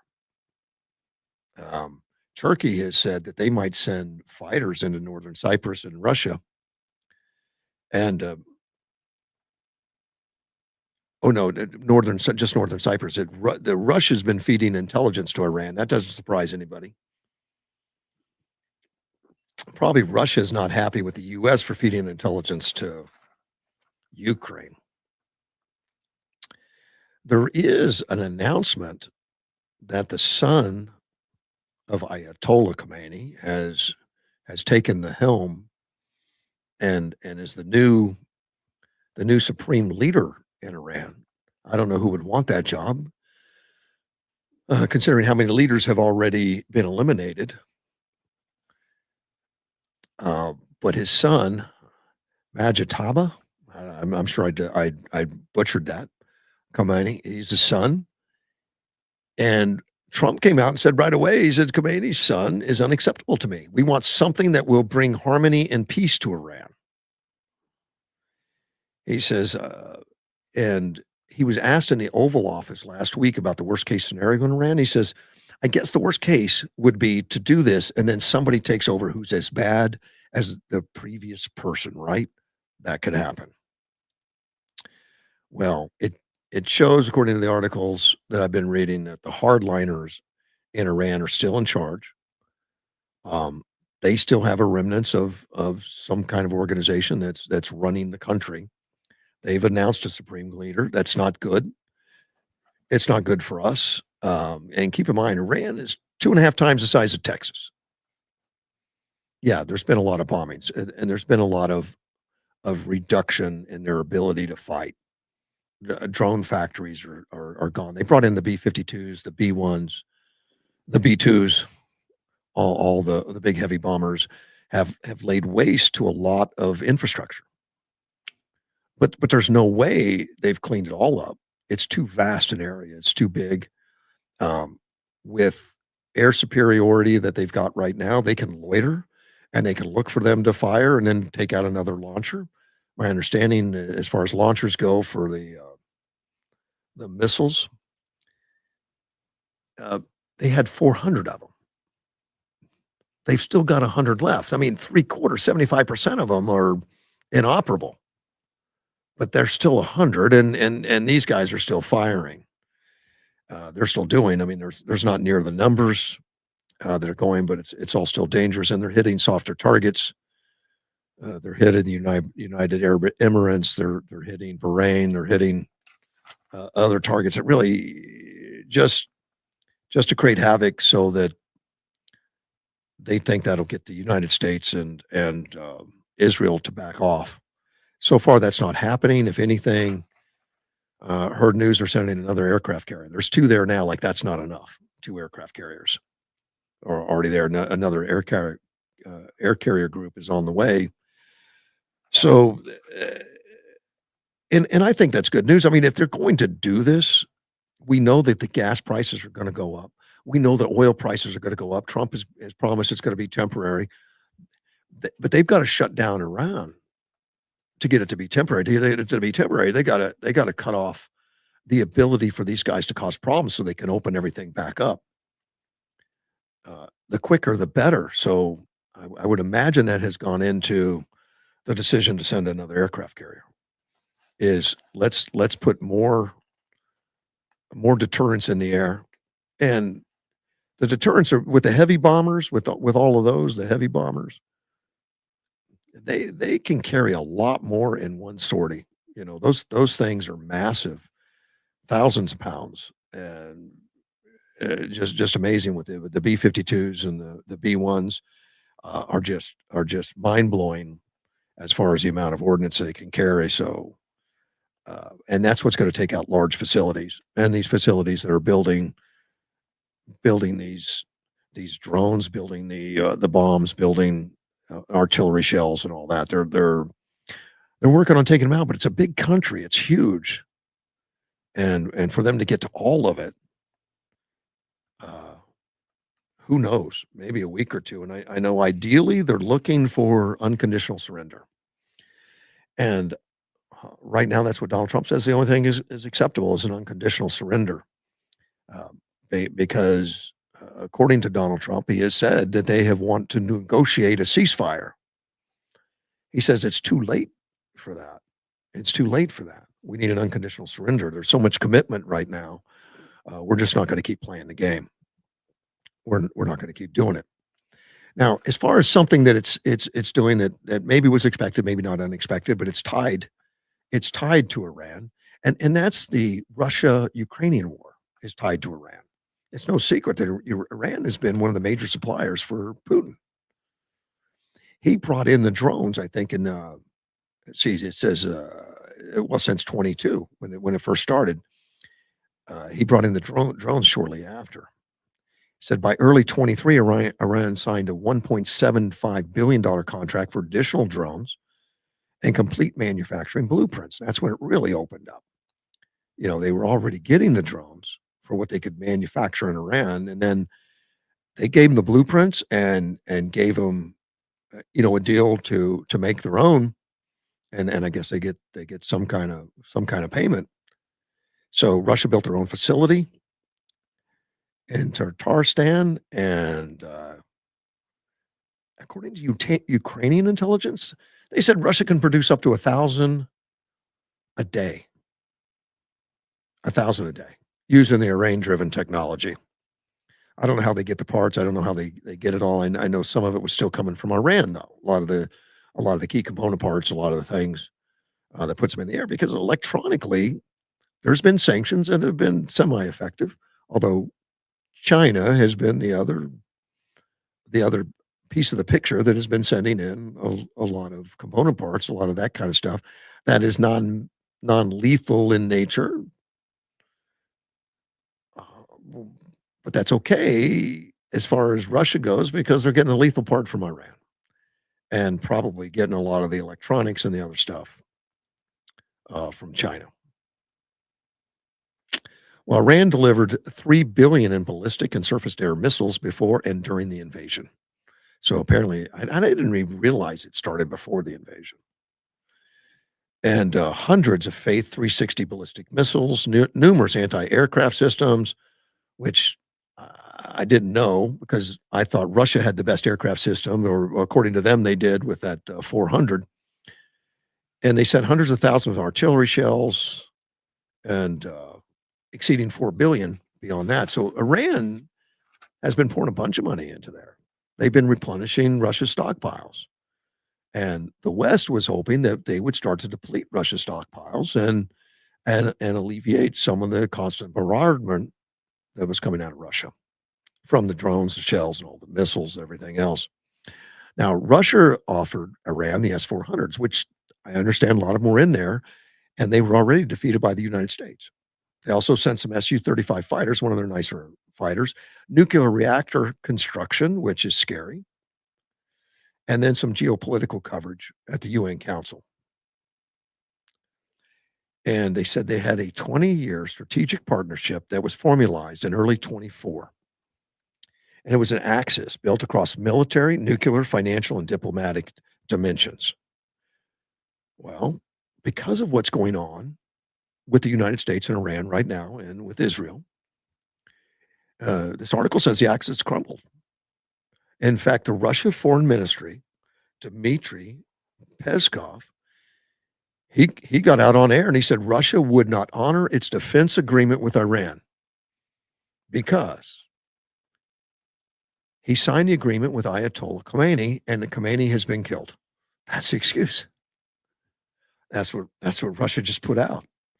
Russia said we're not going to honor our agreement with Iran. So I'm assuming that means nothing's going to be happening between Iran and Russia right now. Iran's got their hands full.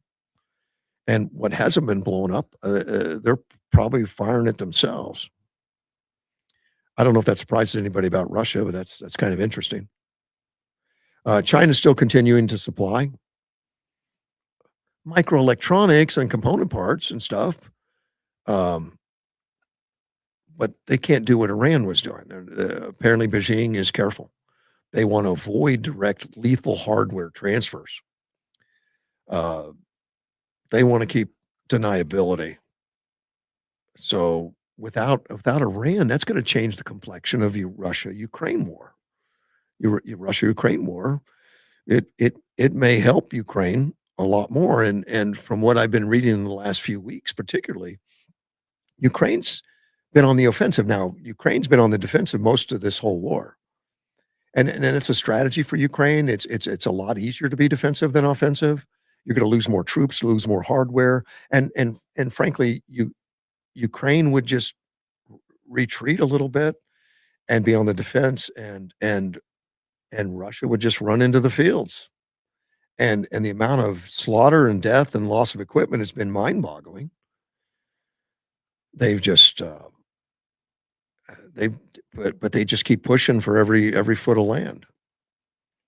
But that's changed, that flipped, and Ukraine has been on the offensive, and they've taken a lot of things back, according to reports I've read, and Dean will tell me, and Dean will be in here on Wednesday, and we'll talk a little bit about it, that you can't believe everything, and I agree, but it's kind of hard to fabricate stories that you can double check through, the surveillance systems, through satellite stuff. When they say they've moved the lines forward, 20 kilometers, 30 kilometers, that's easily verified, not by me, but by the United States. They can take a look at that. So that's encouraging, and it looks like this is going to really put a problem out there for Russia if they're not getting the stuff from Ukraine, and I've heard that Russia has even been talking about wanting to negotiate. That's not new. They say that all the time, even when it wasn't true. But who knows? It may be true. It may be true at this point. Now that they're losing more personnel, according to reports from Ukraine. These are reports from Ukraine. So believe it or not, I mean, it may not be. It may be a fabrication. I guess the truth is the first tragedy in all wars, I understand. But they say that the Russia recruits are not covering the losses. I mean, they're continuously diminishing the size of the military, continuously diminishing it, that they can't get enough people in there. But that's according to Ukraine, not according to Putin. Maybe true, maybe not true. Don't know.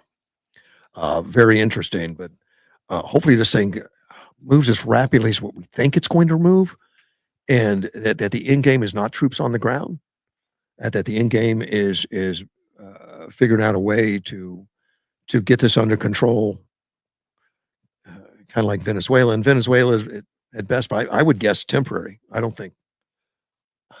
I mean, right now, Rodriguez, who's running the country with Maduro in prison in the United States, she's a Marxist. She's communist. She believes everything Maduro believes, but she's obviously intimidated and scared that the United States will pick her up next. So there's some cooperation going on right now. It may be temporary, it may be forever. Who knows?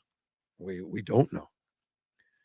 Um, but it's interesting that it's happening right now, which is actually good news.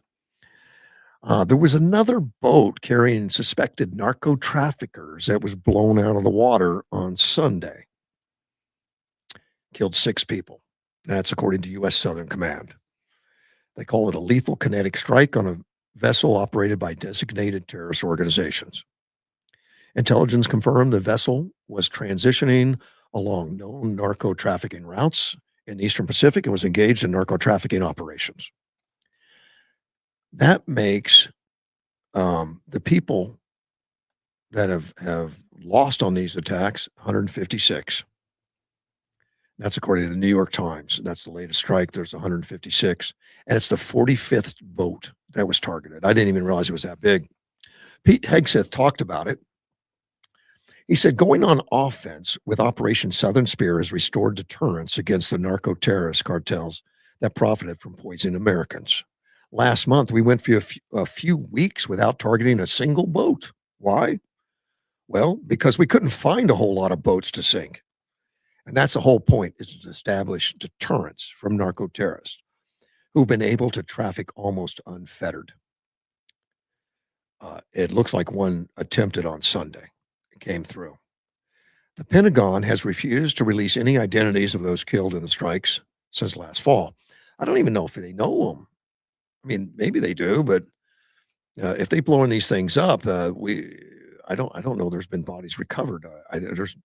I've read no reports on one way or the other, and they haven't provided evidence of drugs on board. And I'm sure there's been some drugs. A lot of times, those drugs are in bundles that float intentionally, and I'm sure they've been collected. They're not going to let that just drift out there and float ashore. Uh, there's been some pushback, a lot less than I would have thought. At first there was some pushback and some protests, but it was small. It was not big like it is in the Iran push. The Iran right now demonstrations and protests in a few major cities. It's a little more visible than this ever was, and I'm kind of surprised how big that is. Because you're out there saying we love the Ayatollah. Get out of Iran, quit killing the communists, and the news has been out there about the atrocities, how many civilians that they've killed of their own in the last. I mean, you would think they'd be on the sides of the liberated because they're anti-establishment by and large. These protesters are anti-establishment. They're anti the establishment in the United States. They don't like Trump. They don't like the government, but yet they love the government of Iran. You figure that one out and tell me.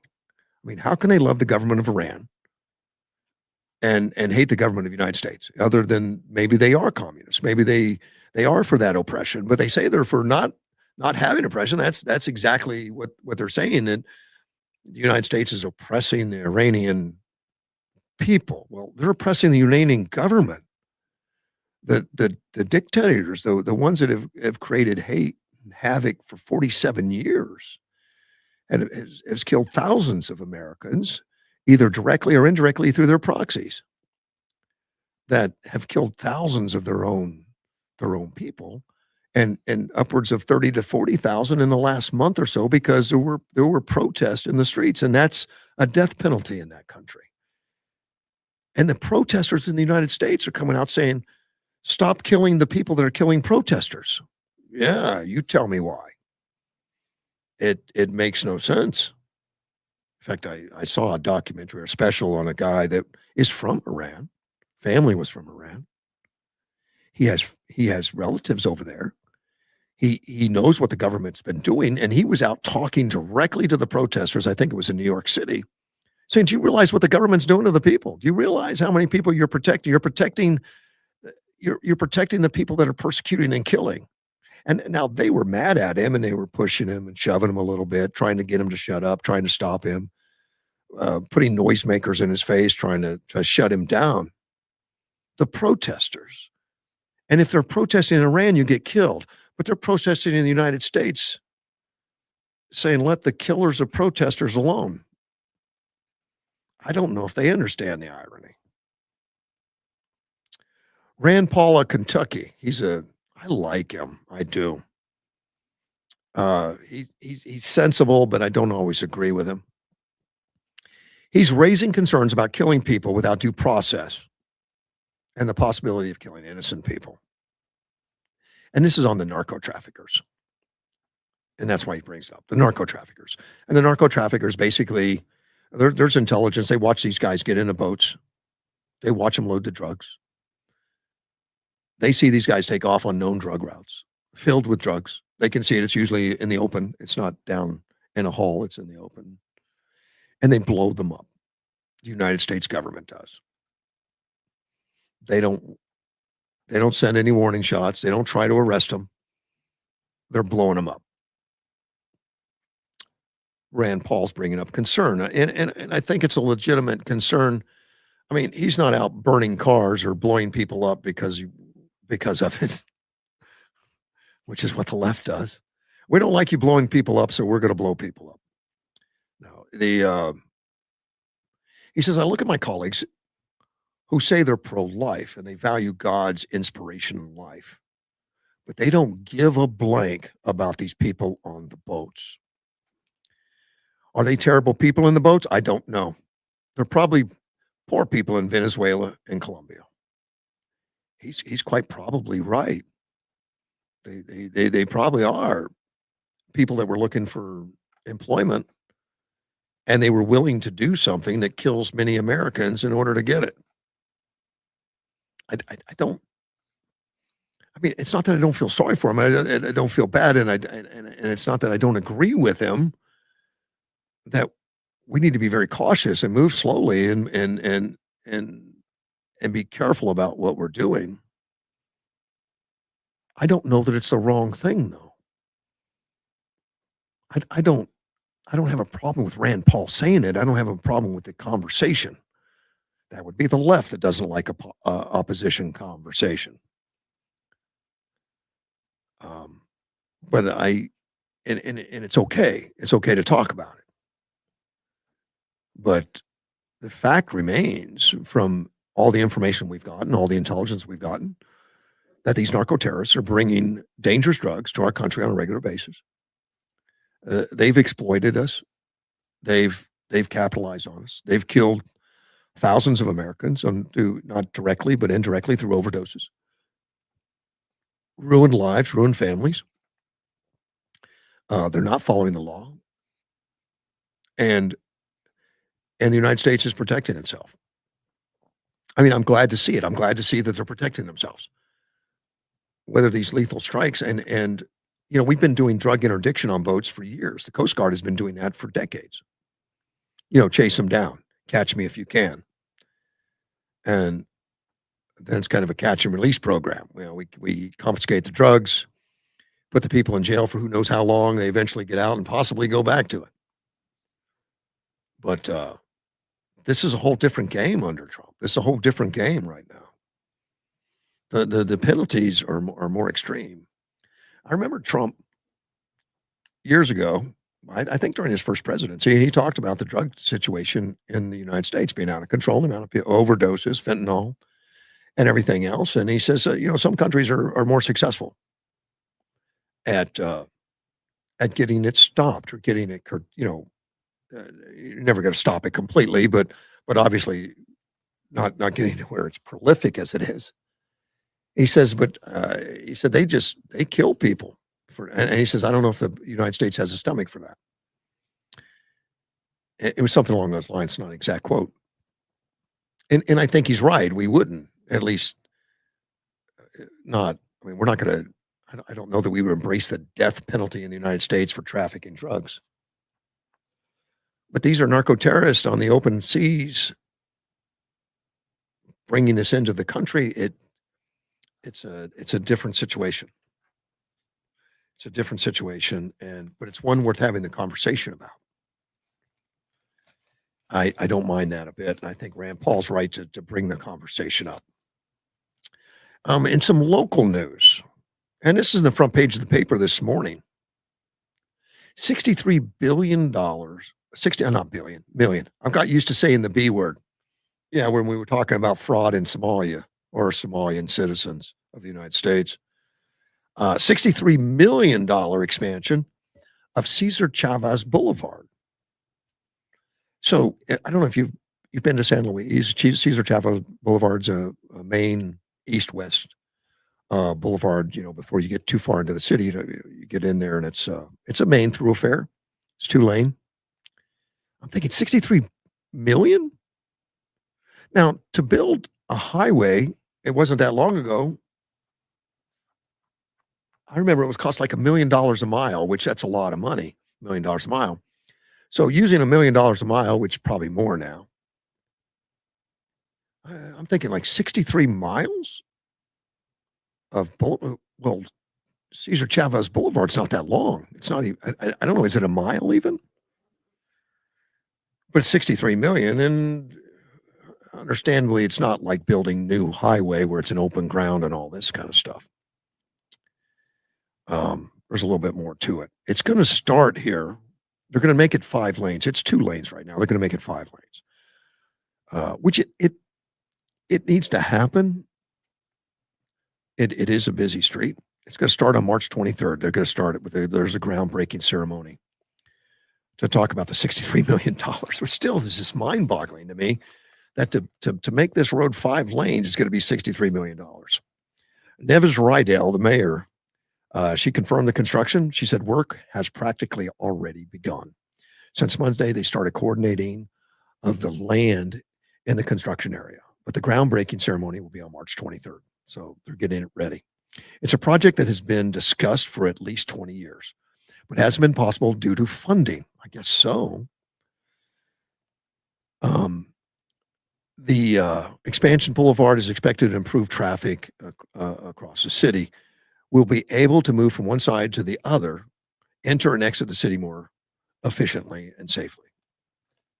So it's going to go basically from Highway 95, which is, when you go south into San Luis, is where you intersect Cesar Boulevard, out to the new port of entry, which is only a mile or so.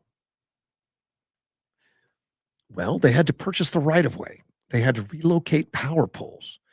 Improvements to water and sewer lines. So a lot has to be done. That infrastructure is not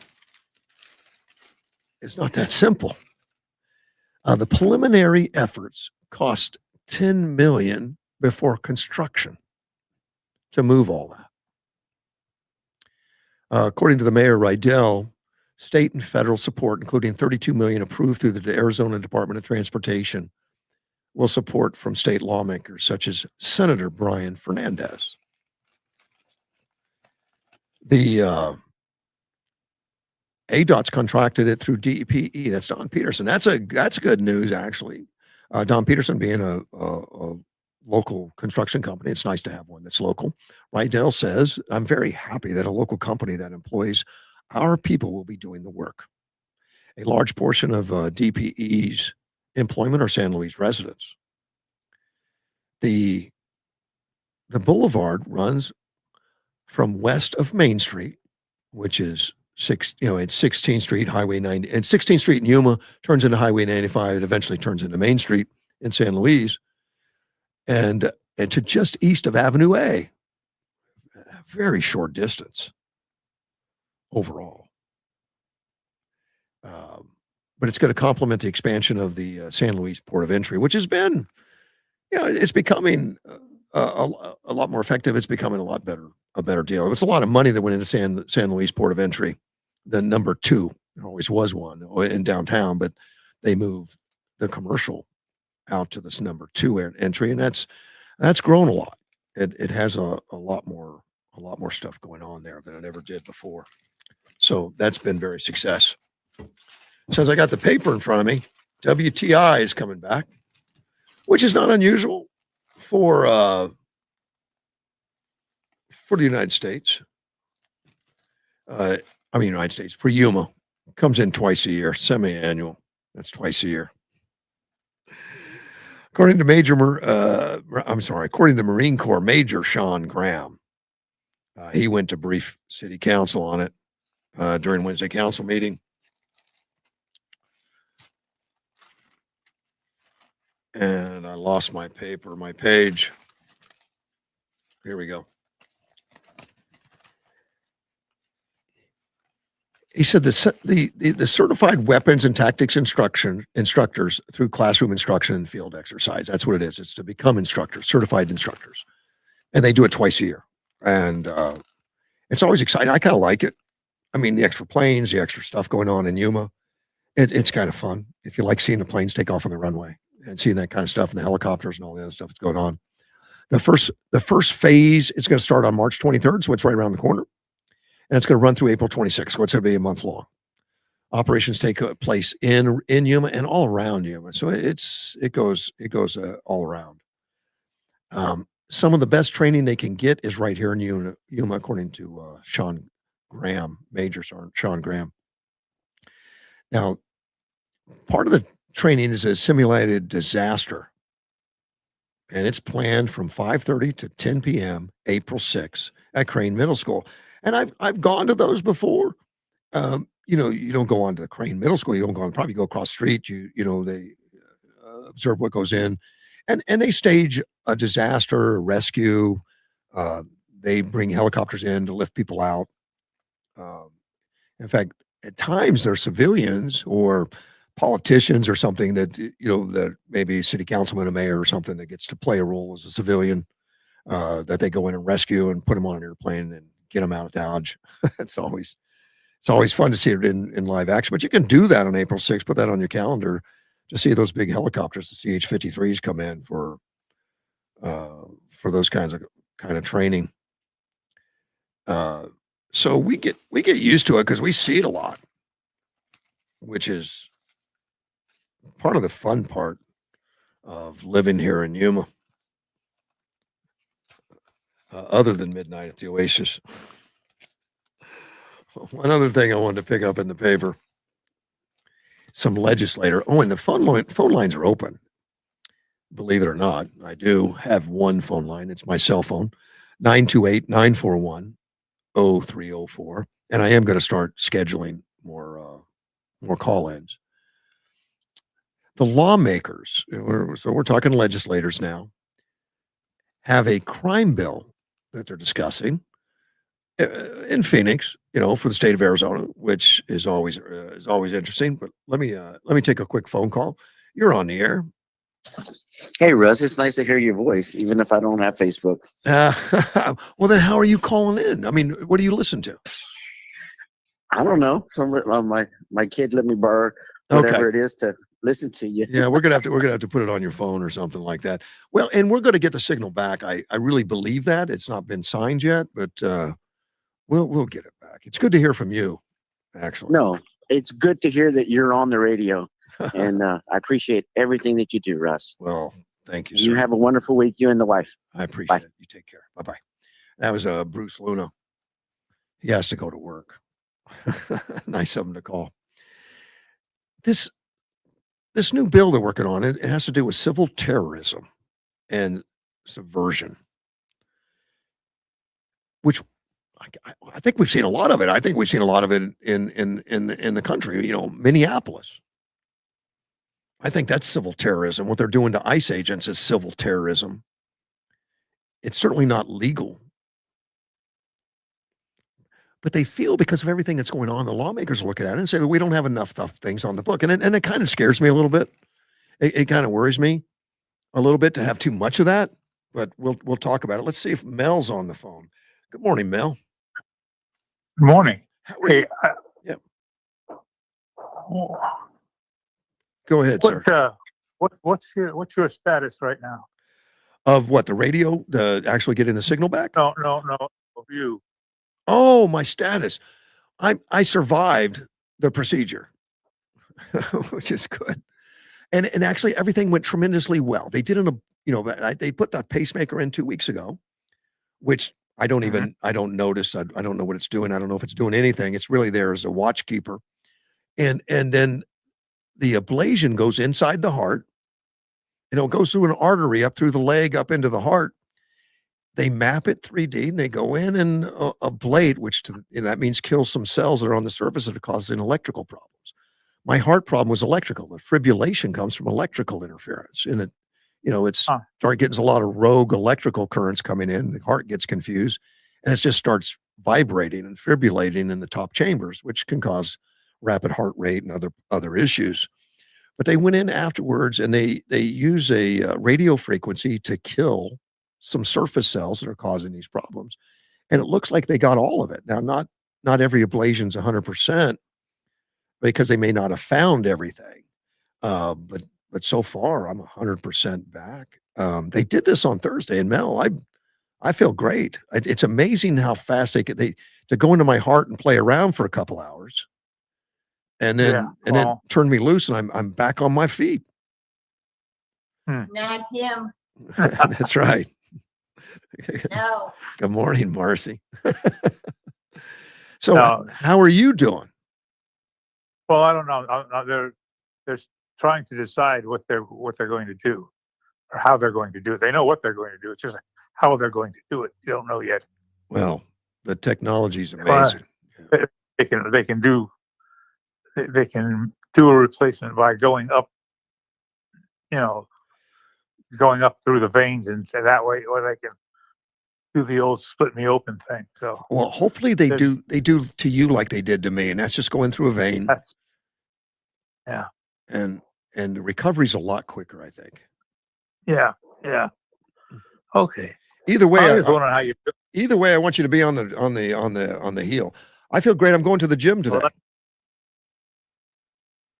Well, I'm not. I understand. Most sane people do not, Mayo. No. All right. Thank, Well, you just take care. thank you, sir. You be good. Take care. All right. Bye-bye. Bye bye. And that was Mr. Melshoni from Kansas, calling from Kansas, which is nice. This civil terrorism bill that they're looking to pass here in the state of Arizona, it's got a ways to go. It's set for a roll call and vote in the House this week, and it says it's not as radical as originally proposed, and that's what scares me. Like, how radical is it saying? And yeah, I wanna squell the problems too. But what we get into is a situation where there's rules on the books, there's laws on the books that the law enforcement stops enforcing for whatever reason, like in Minnesota. Local governments stop enforcing. So we put more rules on the books that are going to tighten it down and give more opportunity. And that could be good, could be bad. Well, the original way that the civil terrorism bill was written scared some Republicans, and they convinced the Republican colleagues to remove some of the provisions.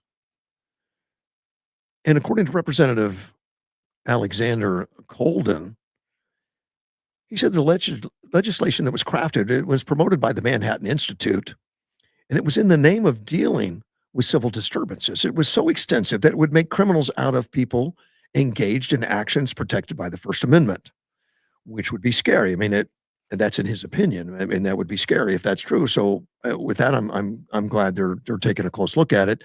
Move cautiously. He said it would even have allowed prosecutors to charge him with a felony because of public statements he made about the state's diminishing water supply, statements that could be interpreted as causing fear. So obviously, he thinks it's written in the bill that if you're purposely causing fear, that could be prosecuted. Well, does that include a legislature that's putting the public on notice that we have a real problem, that we could potentially be in a disaster mode if we don't get the water situation fixed? And that's what his interpretation is, that maybe it's going too far. And he said it would because the law would ban that kind of conversation. Well, I'm not in favor of banning any conversation. I think conversations need to be had, even with those I disagree with, like the story I did about Rand Paul earlier. I mean, he was very critical of the narco terrorist, of going after the narco terrorist, but he's got every right to be critical of that and to state so. And we don't need to end up like being like England, that if you're critical of the power of the people in power, the people in government, you're going to go to jail, and that's what's going on. And it's a direct affront to our freedom of speech and Second Amendment. And I don't think that's the intention of this HB 2136. In fact, I'm sure it's not. But they want to stop what's going on in the government because it's out of control. The things are out of control. Right now, we've got young people that do polls that think it's acceptable to cause damage in protest to get attention, to block highways in protest to get attention, to disrupt life for people, to make them miss flights, to hurt people, to cause attention to a cause. They think that's acceptable because that's what they've been seeing. That's what they've been seeing in Minneapolis. We got organizations that train people to be called what they call disruptors, which is basically breaking the law, disrupting, interfering with police business, which is illegal. And the state of Minnesota won't prosecute it. The state of Minnesota just slaps them on the wrist and says, don't worry about it. So yeah, lawmakers are frustrated. Like, how can they be so over the top interfering with these agencies? Interfering. This isn't protest. This isn't freedom of speech. I understand it. But you don't need to make the law so stiff. And I'm not suggesting they did that. There's others that are suggesting they did that, and I would hope they discuss it thoroughly to make sure it doesn't happen. Well, according to Oscar de los Santos, he's a minority leader, a Democrat. He said even with the amendments in this to make this less aggressive, it still would provide government with broad authority to use the threat of prison time to crack down on protest. I hope not, and I would assume that Oscar is exaggerating in order to make a point politically instead of common sense. But I don't know that. But I'm listening. He suggested the Republicans may want to take a closer look at what they are proposing.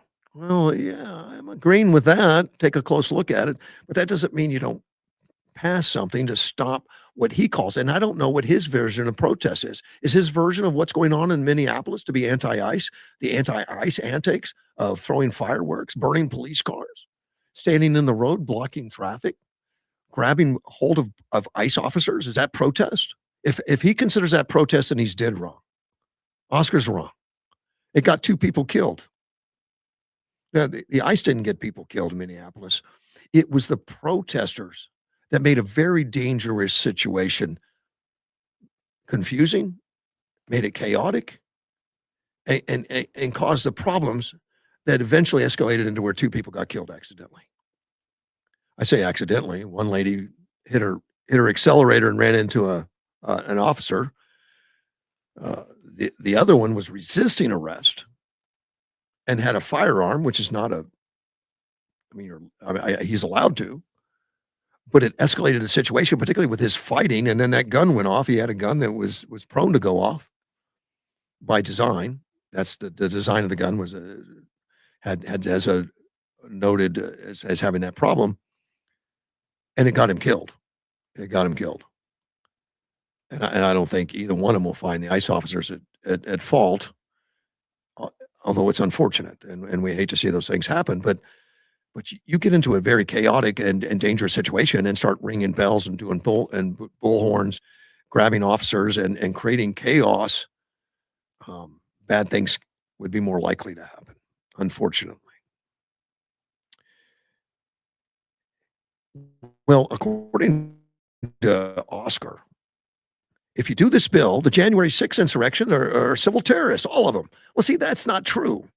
I don't know what the bill says as far as civil terrorism. I haven't read it. But we know that a lot of the J6 people were just walking behind velvet ropes, were invited in by cops, and no reasonable jury would really convict them. And no reasonable jury did. These guys all plea bargained out of fear. And then they were released by Trump, thank goodness. And I'm not saying for a minute the people that raised a fist to a police officer, that did damage, that broke things, they should pay that price, whatever that price is. Those that broke into the building, that's a trespass charge. But Oscar says, well, they would be all civil, terrorists. Not if sensible people were looking at it. I mean, yeah, they got charged with terrorism according to the Patriot Act because it was a political ploy that I think was set up. That's yet to be adjudicated, but I think the investigation is going to show more and more that this thing just didn't pass a smell test. It says when some people assaulted police officers, broke into the Capitol. Now, when he says assaulted police officers, that's a whole different story. That's a crime, and it should be arrested, even without this new law of civil terrorism. You should be arrested for that. They tried to stop the electoral vote count. They were protesting and asking for it to be stopped. Yes. Not to stop the government. They wanted a recount. They wanted an investigation. They wanted an audit.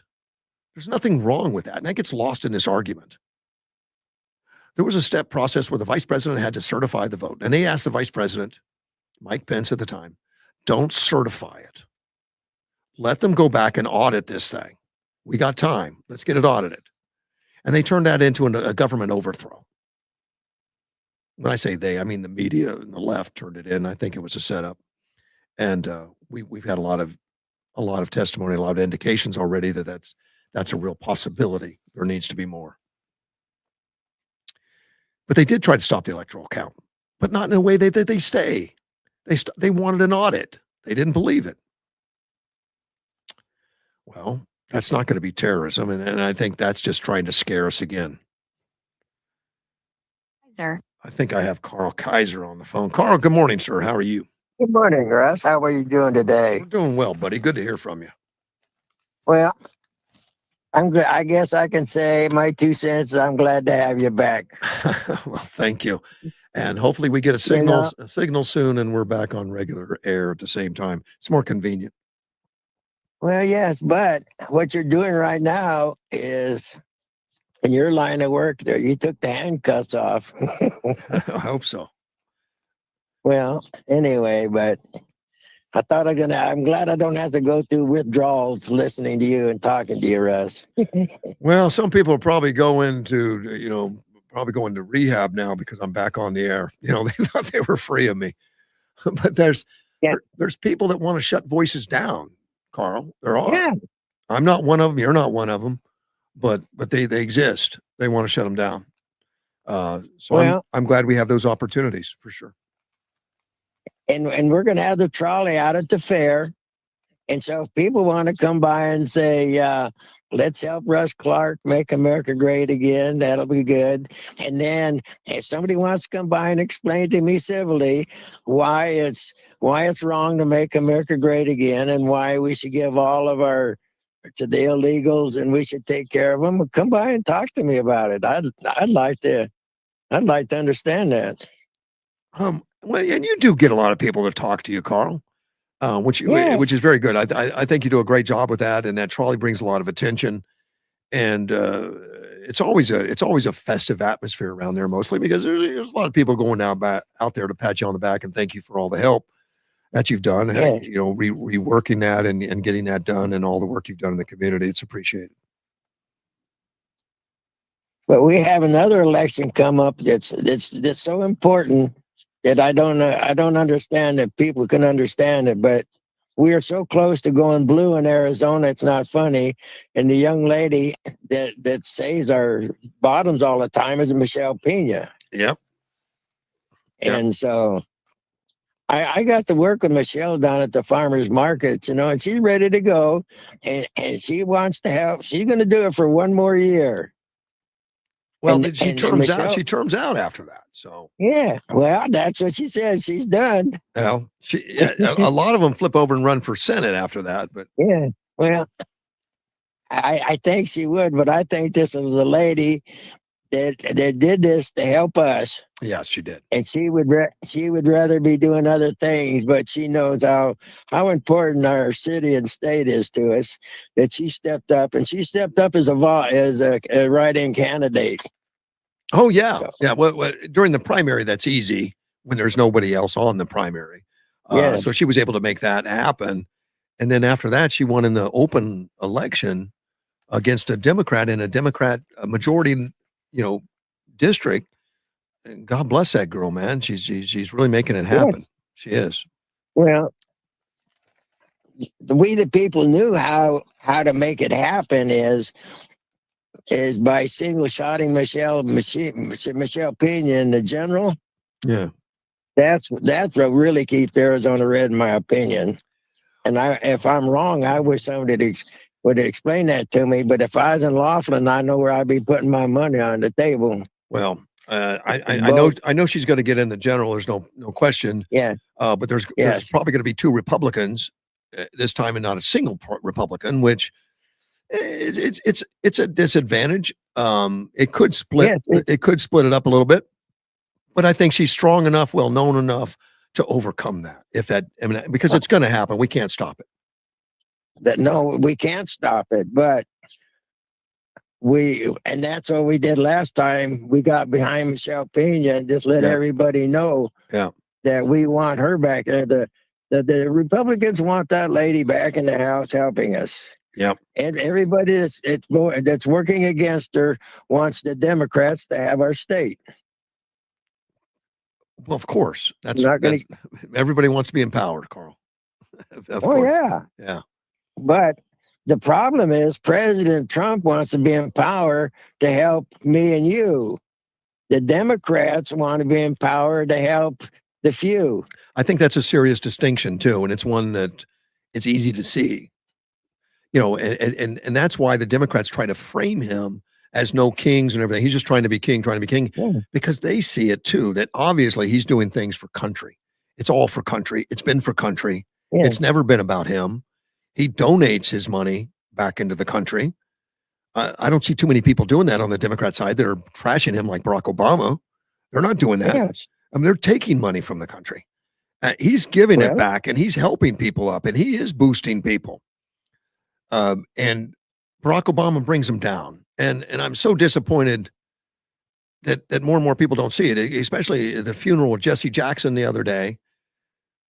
Jesse Jackson's son chastised Clinton, chastised Obama, chastised Biden for using that opportunity to honor his father, use that opportunity for political reasons to trash Donald Trump. Yep. And it's just horrible what they're doing. And the non-recognition of Donald Trump, what he's really trying to do. I mean, you may not like him, you may not like the policies, but tell the truth about it. The guy's doing what he sees is best for the country. If you can show me where he's personally profited, like the big guy that gets 10%, or all these people that became very wealthy because they were in as president, tell me. Donald Trump hasn't done that. He's gotten very wealthy because he's worked for it, and he's got businesses that make him wealthy. These other guys have done it, by a book deal where a bunch of Democrats will give him front money of $60 million to do a book, which they know it's just a way to buy him a little bit, to win him over, and to launder the money. You can launder the money through a book deal. President Trump, he has so much money. Money means nothing to him. Well, other than it's a way to keep score. Everybody wants to keep it growing. He wants to keep growing, and he has.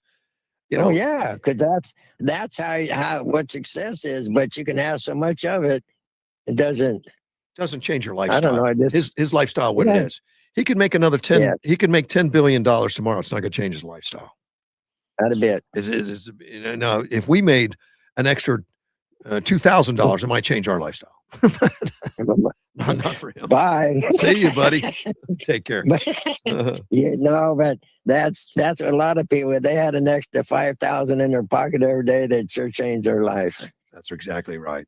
These guys do it as a way of keeping score, building things is what they really love doing, is building and growing. And if it just becomes in their nature, it's not about increasing or changing their livelihood. Their livelihood's where it's going to be. That's right. Yeah. Russ, I think you really opened the door for your life in the radio business. They're calling it the radio business, because what talking to you today, it was just like talking to you on the cell phone, which I am. There's no static, no nothing. It's just perfect. Well, good. I think we'll have better equipment. Derek, I'm in Derek's studio, and the stuff that he's got here is phenomenal compared to what I was working with. I'm still learning Okay. it, how to operate it, but anything that goes wrong is operator error. We'll get it all figured out, man. Yes. The other question I would have then, can you put this equipment in the back of your truck and go any place you want and do the show? That will be available. Yeah. Yeah. Okay. Yeah. I don't know how we're gonna do it yet, but he's got more than one of these podcasters, uh, and we'll figure that out in time to come. But yeah, I could take this on the road right now and do it without any problem. I mean, What I hear you talking to a man that used to talk to Dick Tracy, which was a comic book figure. He was on my wristwatch. Yeah. And now I can go sit in front of my smart TV and my very comfortable vibrating chair and heat massage, and I can watch your show on my TV set. Yes, you can. Yes, you can. And I can take it anywhere, and that's our goal. Is we're going to start doing this from restaurants and doing this from other locations, and just getting out and seeing more people. Well, we the people is what it's called, isn't it? Yeah, well, that's what we want to reach, and the best way Yeah. to find out what's on their mind is to be out there and find out. Well, last thing I got to say, Russ, you're good at what you do. Thank you very much. Thank you, my friend. Be good. You have a good day. You too. Bye. Bye. That was Mr. Carl. Sitting in the easy chair with the vibrator on, I think. Usually he's up front in the front of the house under the tree. uh, just just to wrap up on this new legislation that's coming through, and I'll talk to Tim Dunn. He's in the Senate, but I've got quite a few. Maybe Nick, and we'll talk to somebody and see what they think of the HB 2136, and we'll get back to that. I'm going to take a quick break, and I'll be right back. And I can't say AM 560. We're running really AM 560 right now, but we can definitely say from Mortgage One Studios. We'll be right back.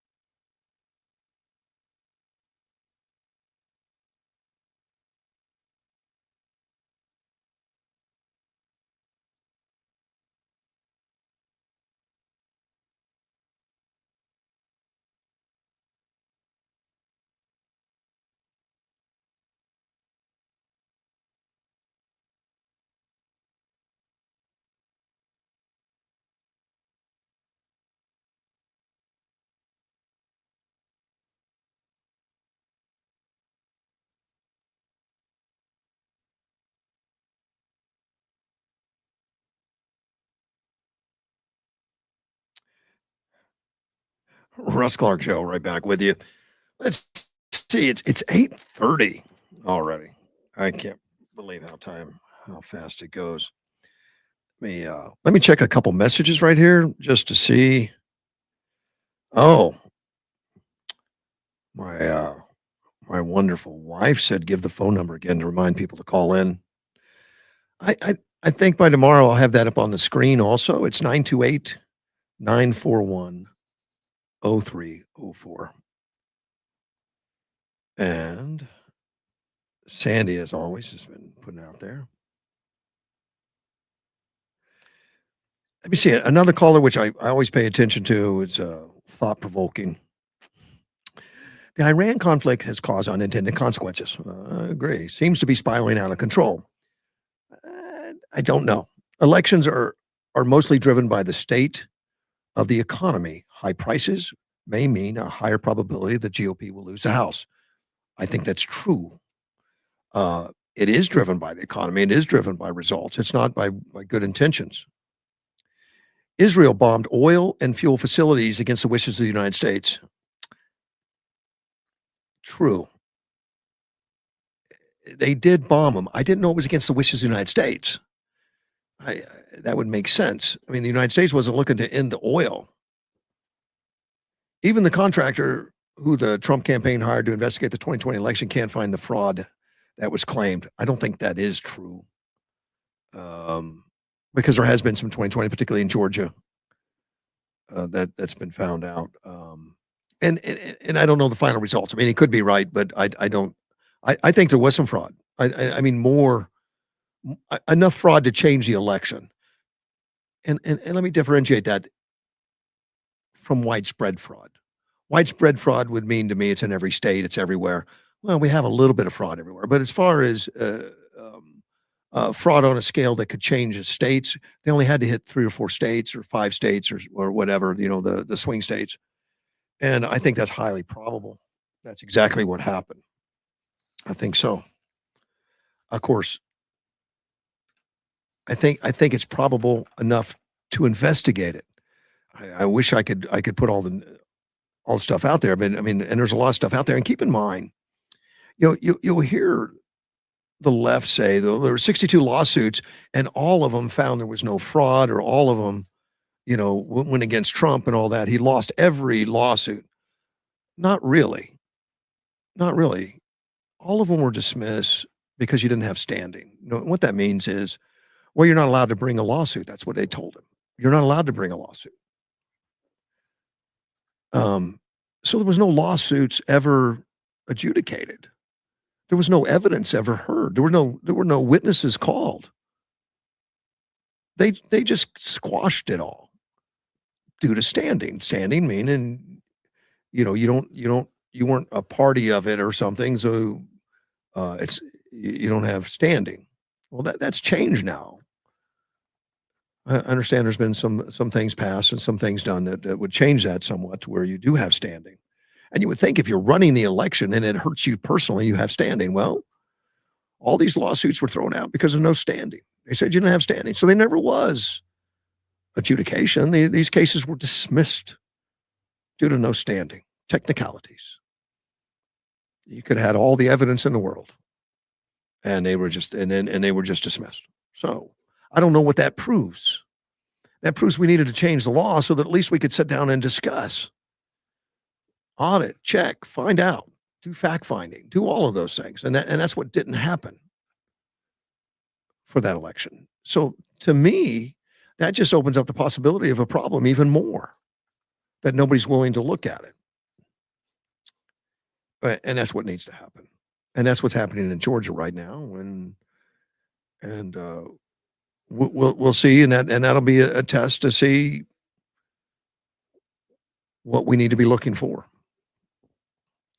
I talked about this just briefly, but Jesse Jackson Jr. is upset with Obama, Clinton, and Biden. You think, well, how can that be? They're all Democrats. How can they be upset with? And yeah, there is a thing that they stick together and all that. But Jesse Jackson Jr., specifically after his father passed at the age of 84 on February 17th,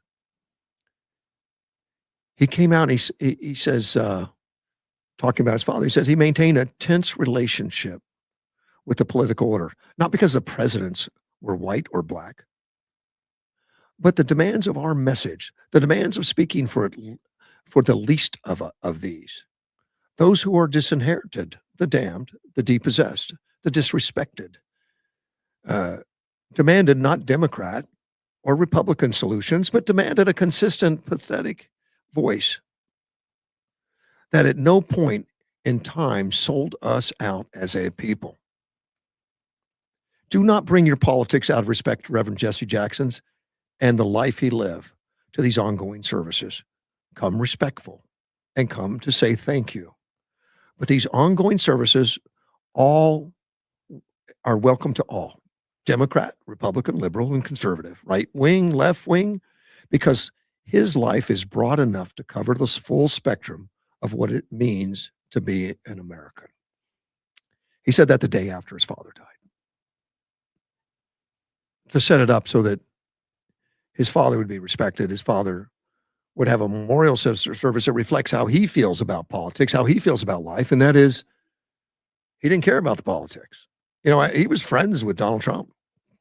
Donald Trump was friends with him. Donald Trump donated office space to him to open up the Rainbow Coalition and stuff. But during the ceremony, Bill Clinton, Barack Obama, and Biden didn't care about that. Obama took aim at President Donald Trump during his speech, saying, "Every day we wake up to some new assault on our democratic institutions." It's during a funeral service. Bill Clinton called Jackson a friend and recalled his conversation with the Reverend during his impeachment. Biden says that Friday that he is a hell of a lot smarter than most of you. I don't know. I mean, I don't think Biden's in his right place, his right mind. A lot of people are still trying to figure that one out. He was telling everybody in the church that Jesse Jackson's smarter than all of you. I don't get it. Jackson Jr. wasn't happy with it. He said, "Yesterday I listened for several hours of 3 United States presidents who do not know Jesse Jackson."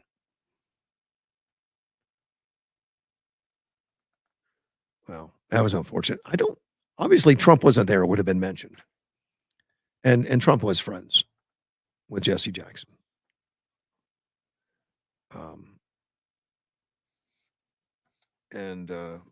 Jesse passed away at the age of 84. And that's a shame. It appears to me that Jesse Jackson Jr. gave some specific guidelines on what he wished for his father. And those 3 ex-presidents couldn't help themselves. They had to go in there and do the political thing. Very unfortunate. Very, very, very bad. That's unfortunate. There was some excitement in New York City on Sunday. Of course, we all are trying to watch and see what happens with Zohran Mamdani, and on what he hate and discontentment and problems he's going to cause for the city, which, according to the policies he's wanting to put in, it's going to be vast. It's going to be big. But this one was a surprise on Sunday. There was an improvised explosive device, an IED, thrown during dueling protests. Now, dueling protests are just that. Someone came out to protest a cause, and there's a counter protest. It's asking for trouble. I mean, but everyone's got a right to free speech, but dueling protest generally means you want to take the free speech away from somebody that's got something to say. Well, that guy that had something to say was a right-wing activist, Jack Lang. Apparently, he's opposed to public Muslim prayer. That's his deal. I don't think that's one I would go march for. I'm not Muslim or anything. I'm more worried about other issues. That's not one I would want to do. Well, Jack Lang was out there, and police were there trying to keep the groups separated. Well, because there were groups of people that found out that Jack Lang was going to be speaking about anti-Muslim, and so some counter protesters showed up. One was an 18-year-old counter protester, and he ignited a device and threw it towards the protest area, a bomb. He threw a bomb. He then retrieved a second device from a 19-year-old. So these are a bunch of kids. Their brains aren't even developed.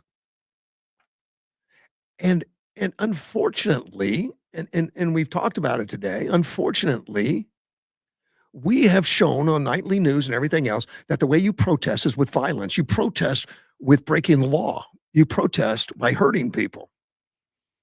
It's just wrong. That's not Second Amendment protest, buddy. Those will get you put in jail, rightfully so. And hopefully this 18 and 19-year-old are treated as adults as terrorists. And that's what the law, they're looking to pass in the state of Arizona that would do that. I don't know if that law is necessary because it's already illegal to throw a bomb. I guarantee you throw a bomb in Yuma, Arizona, light a bomb and throw it. I don't think there's a lot of questions that you're going to jail. I don't think they're going to just take you and release you and say, "Oh, it was just a protest." I don't think so. But somehow it's gotten so out of hand. These kids believe it. And I say kids because they're younger than me. They're kids. According to the New York Police Department, they put out on X, they said the New York Police Department has safely removed the suspicious device from the area for further testing, and those who were evacuated are now allowed to return to their residence. The area remains closed to vehicular traffic. And this was right down the street or right by Gracie Mansion. In fact, that's the mansion that the mayor lives in. The second device was recovered near that mansion. Also an IED, and I guess that's where the protest was happening. Now, it doesn't say it blew up. He said that the officers identified a suspicious device inside a vehicle, and they had to call the bomb squad. See, you always want to call the bomb squad on that time. Let those guys deal with it. You don't know what you're doing with the bomb. You better leave that alone. You better walk away. Clear the room. Get the heck out of here. And call Tom Simmons or something. Just, you don't want to mess with that. Let somebody else do it. And both of these, this 18, 19-year-old were taken into custody.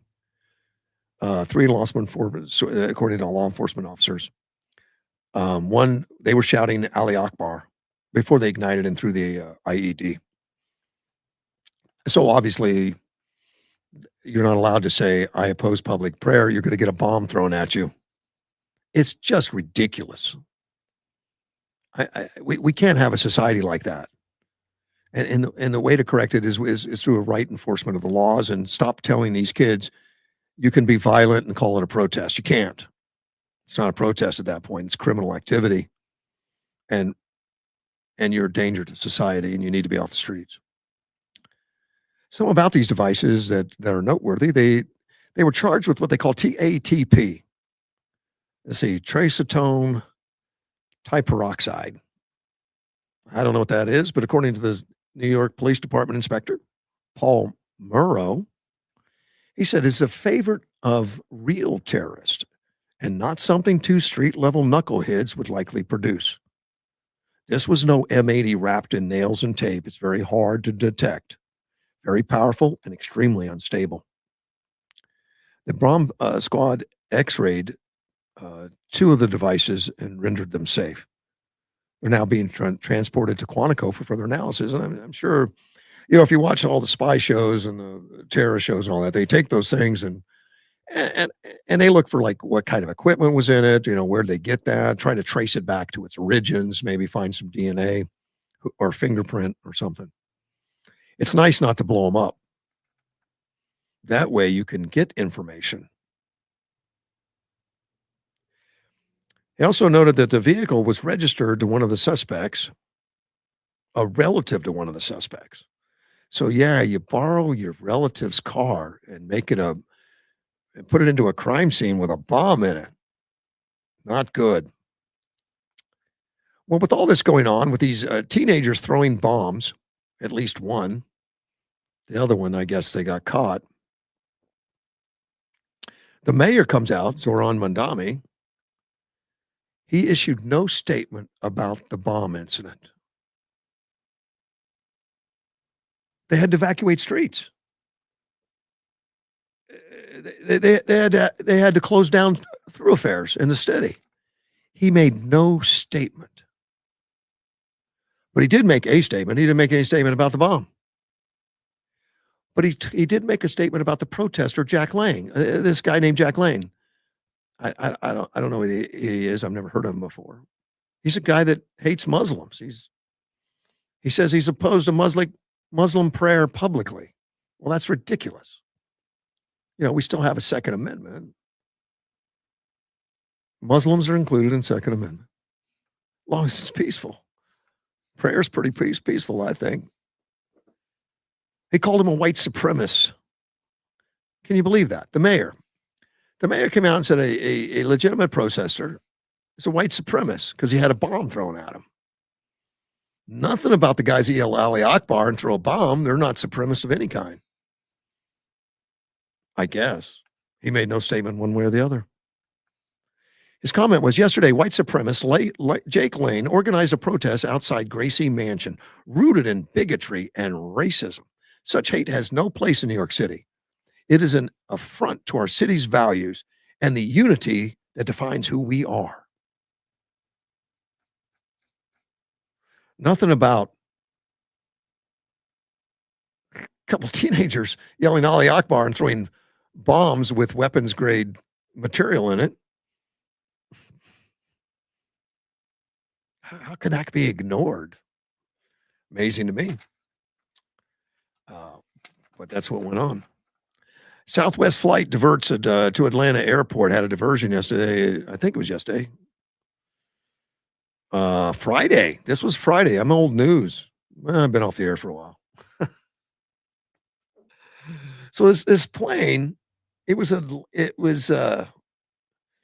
Southwest flight 2094, departed Nashville, was on its way to Fort Lauderdale, Hollywood, down by Miami. And it's a 2-hour flight. It didn't make it right away. Yeah. Flight 2094 was diverted to Atlanta International. Diverted. Response to a possible security matter. Now, that's a nightmare flight. Now, if you're on a flight and all of a sudden it's a diversion, and I got the impression they didn't really tell you exactly why it was diverted, but they diverted it. I mean, you can't say it's a security matter, then you'd have panic on your hands. So passengers land in Atlanta, not their airport. I don't know what the pilot's telling them, but they sat there for an hour. And according to witnesses, they were confused because authorities suddenly swarmed the jet, ordered everyone to put their heads down and hands up.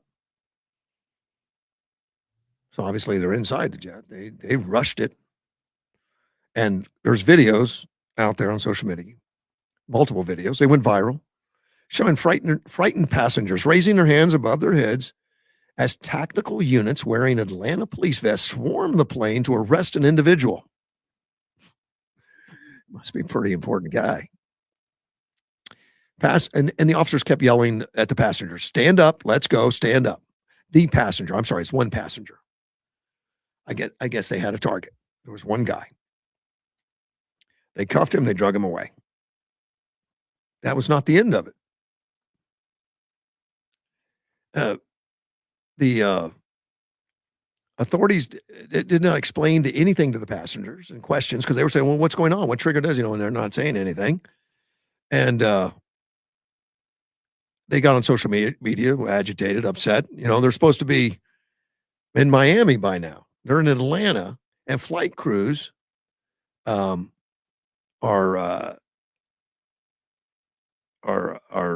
having them go through the plane, I guess, with dogs and stuff. They have to get off the plane. They sat on the plane on the runway for 90 minutes, but then deboarded. I'm sorry, an hour and a half. They sat there, after they drug this guy out, then they had to get off the plane so the canines could come in and check the bags and all that kind of stuff.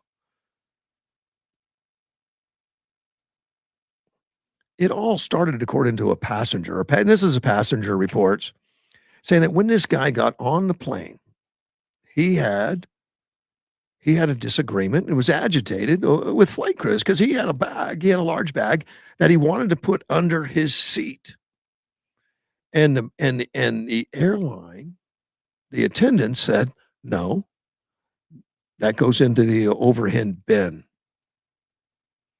That was the only thing the passengers saw that would have probably caused the thought that this guy is a security threat. So they labeled him as a security threat, diverted the whole flight to Atlanta. And here's what the FBI is saying right now in Atlanta. The FBI, along with the Atlanta Police Department, investigated, interviewed the individual, but found no credible threat and confirmed no charges will be filed. They let him go. So is it a better safe than sorry scenario? Is that what that is? And if it is, that's fine. I don't know what the protocol is to divert a plane and to do all that, and to think it is. But what should have been less than 2 hours, they got into Florida at 4 a.m. after 9 hours. 9 hours. So extended that flight 7 hours to get there. And is it better safe than sorry? Possibly. Possibly safer than sorry. I don't know. I mean, I just know. I mean, I know what I read, and that came from fellow passengers and people on board the plane. Of course, the FBI announced that there's no charges will be filed and all that kind of stuff. But that can happen. So when you do your travel, keep that in mind to have a little extra time. You never know. You never know. I want to talk about ESA for just a second, because it's kind of related to this. At least it is in my book, and the way I see it, it's kind of related. The ESA is hated by the Democrats in this state. Now, by that I mean the leadership, and I look at it like the SAFE Act, the one where, and I'm talking nationally. 80%, 70 to 80%, 75 to 80% of all Americans think that voter ID should happen. We should have voter ID. Yeah, that many people. But yet nearly 100% of all the Democrats in Congress at Washington, D.C. say no. People don't want it. I don't think they read the polls. I don't think they care.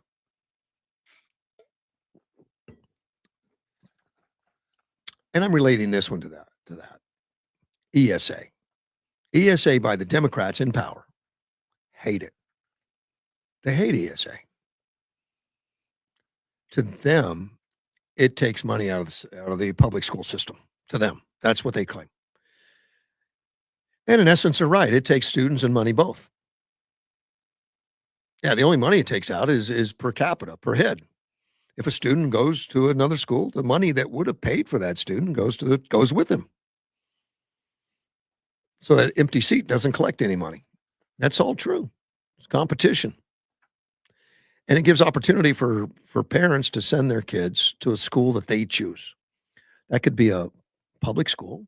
It could be a charter school. It could be a private school. It could be a religious school. It could be homeschooling. Yeah, got a lot of options there. And the money follows, but not all of it. In fact, homeschooling maxes out $7,500 a year. Public school is going to be twice that. So in essence, rather than the state paying the public school $15,000, and these are rough numbers, but pretty close. The private school has the option to earn up to $7,500. They don't get $7,500. They get the option to earn up to that if they turn in receipts. Man, that's a win-win-win, unless you're pro public school for no reason other than we just like them. I like the competition. I think they should compete. And I think if students look at different systems, and parents look at different systems. They say, this system's for me. That's the one they should go to. That's a private school, public school, doesn't matter. That would be pretty much common sense. But our Democrats in office, our Democrats, our governor, they fight it every day, and they tell lies every day about what's really going on, unfortunately. And one of the lies they tell is about the waste of money. They're wasting money. They spend it on spas and cappuccino machines for the house, and the kids aren't getting education. There may be a case of a fraud or something. It didn't happen under Tom Horn. I mean, he's checking it like a hawk. Nothing's been more checked than anything. But I don't think everyone's checking the public school system. We hear all the time of fraud, and we hear all the time of things that shouldn't be done. And we see tons of money being spent outside the classroom that should be in the classroom, probably percentage wise. And I'm not blaming the administrators. I'm not blaming the superintendents, but sometimes, they get dictated to by the legislature, has a good idea, and they think we ought to do a program, and it requires more overhead, not more money in the classroom. But that's where ESA comes in. I mean, it's great competition. The kids need to get an education. And if you think the school down the street's not doing it for you, you got an opportunity.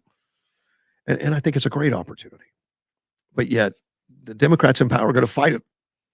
They got this program called SOS, Save Our Schools, putting propaganda out there every day that's just not true. I know, because I get the emails.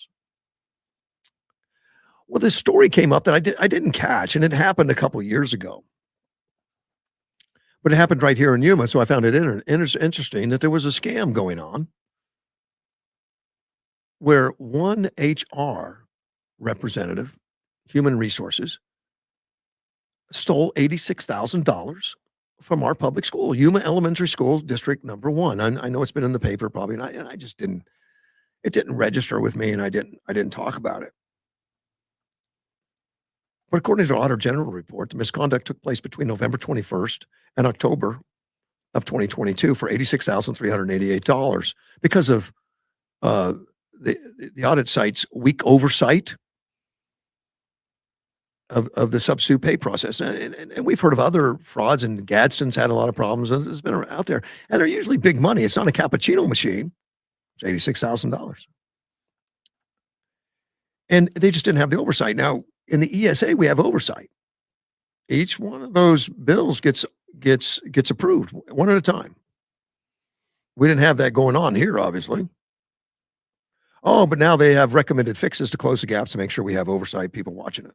Approval of layers, which adds more overhead, of course, of the electronic timekeeping system.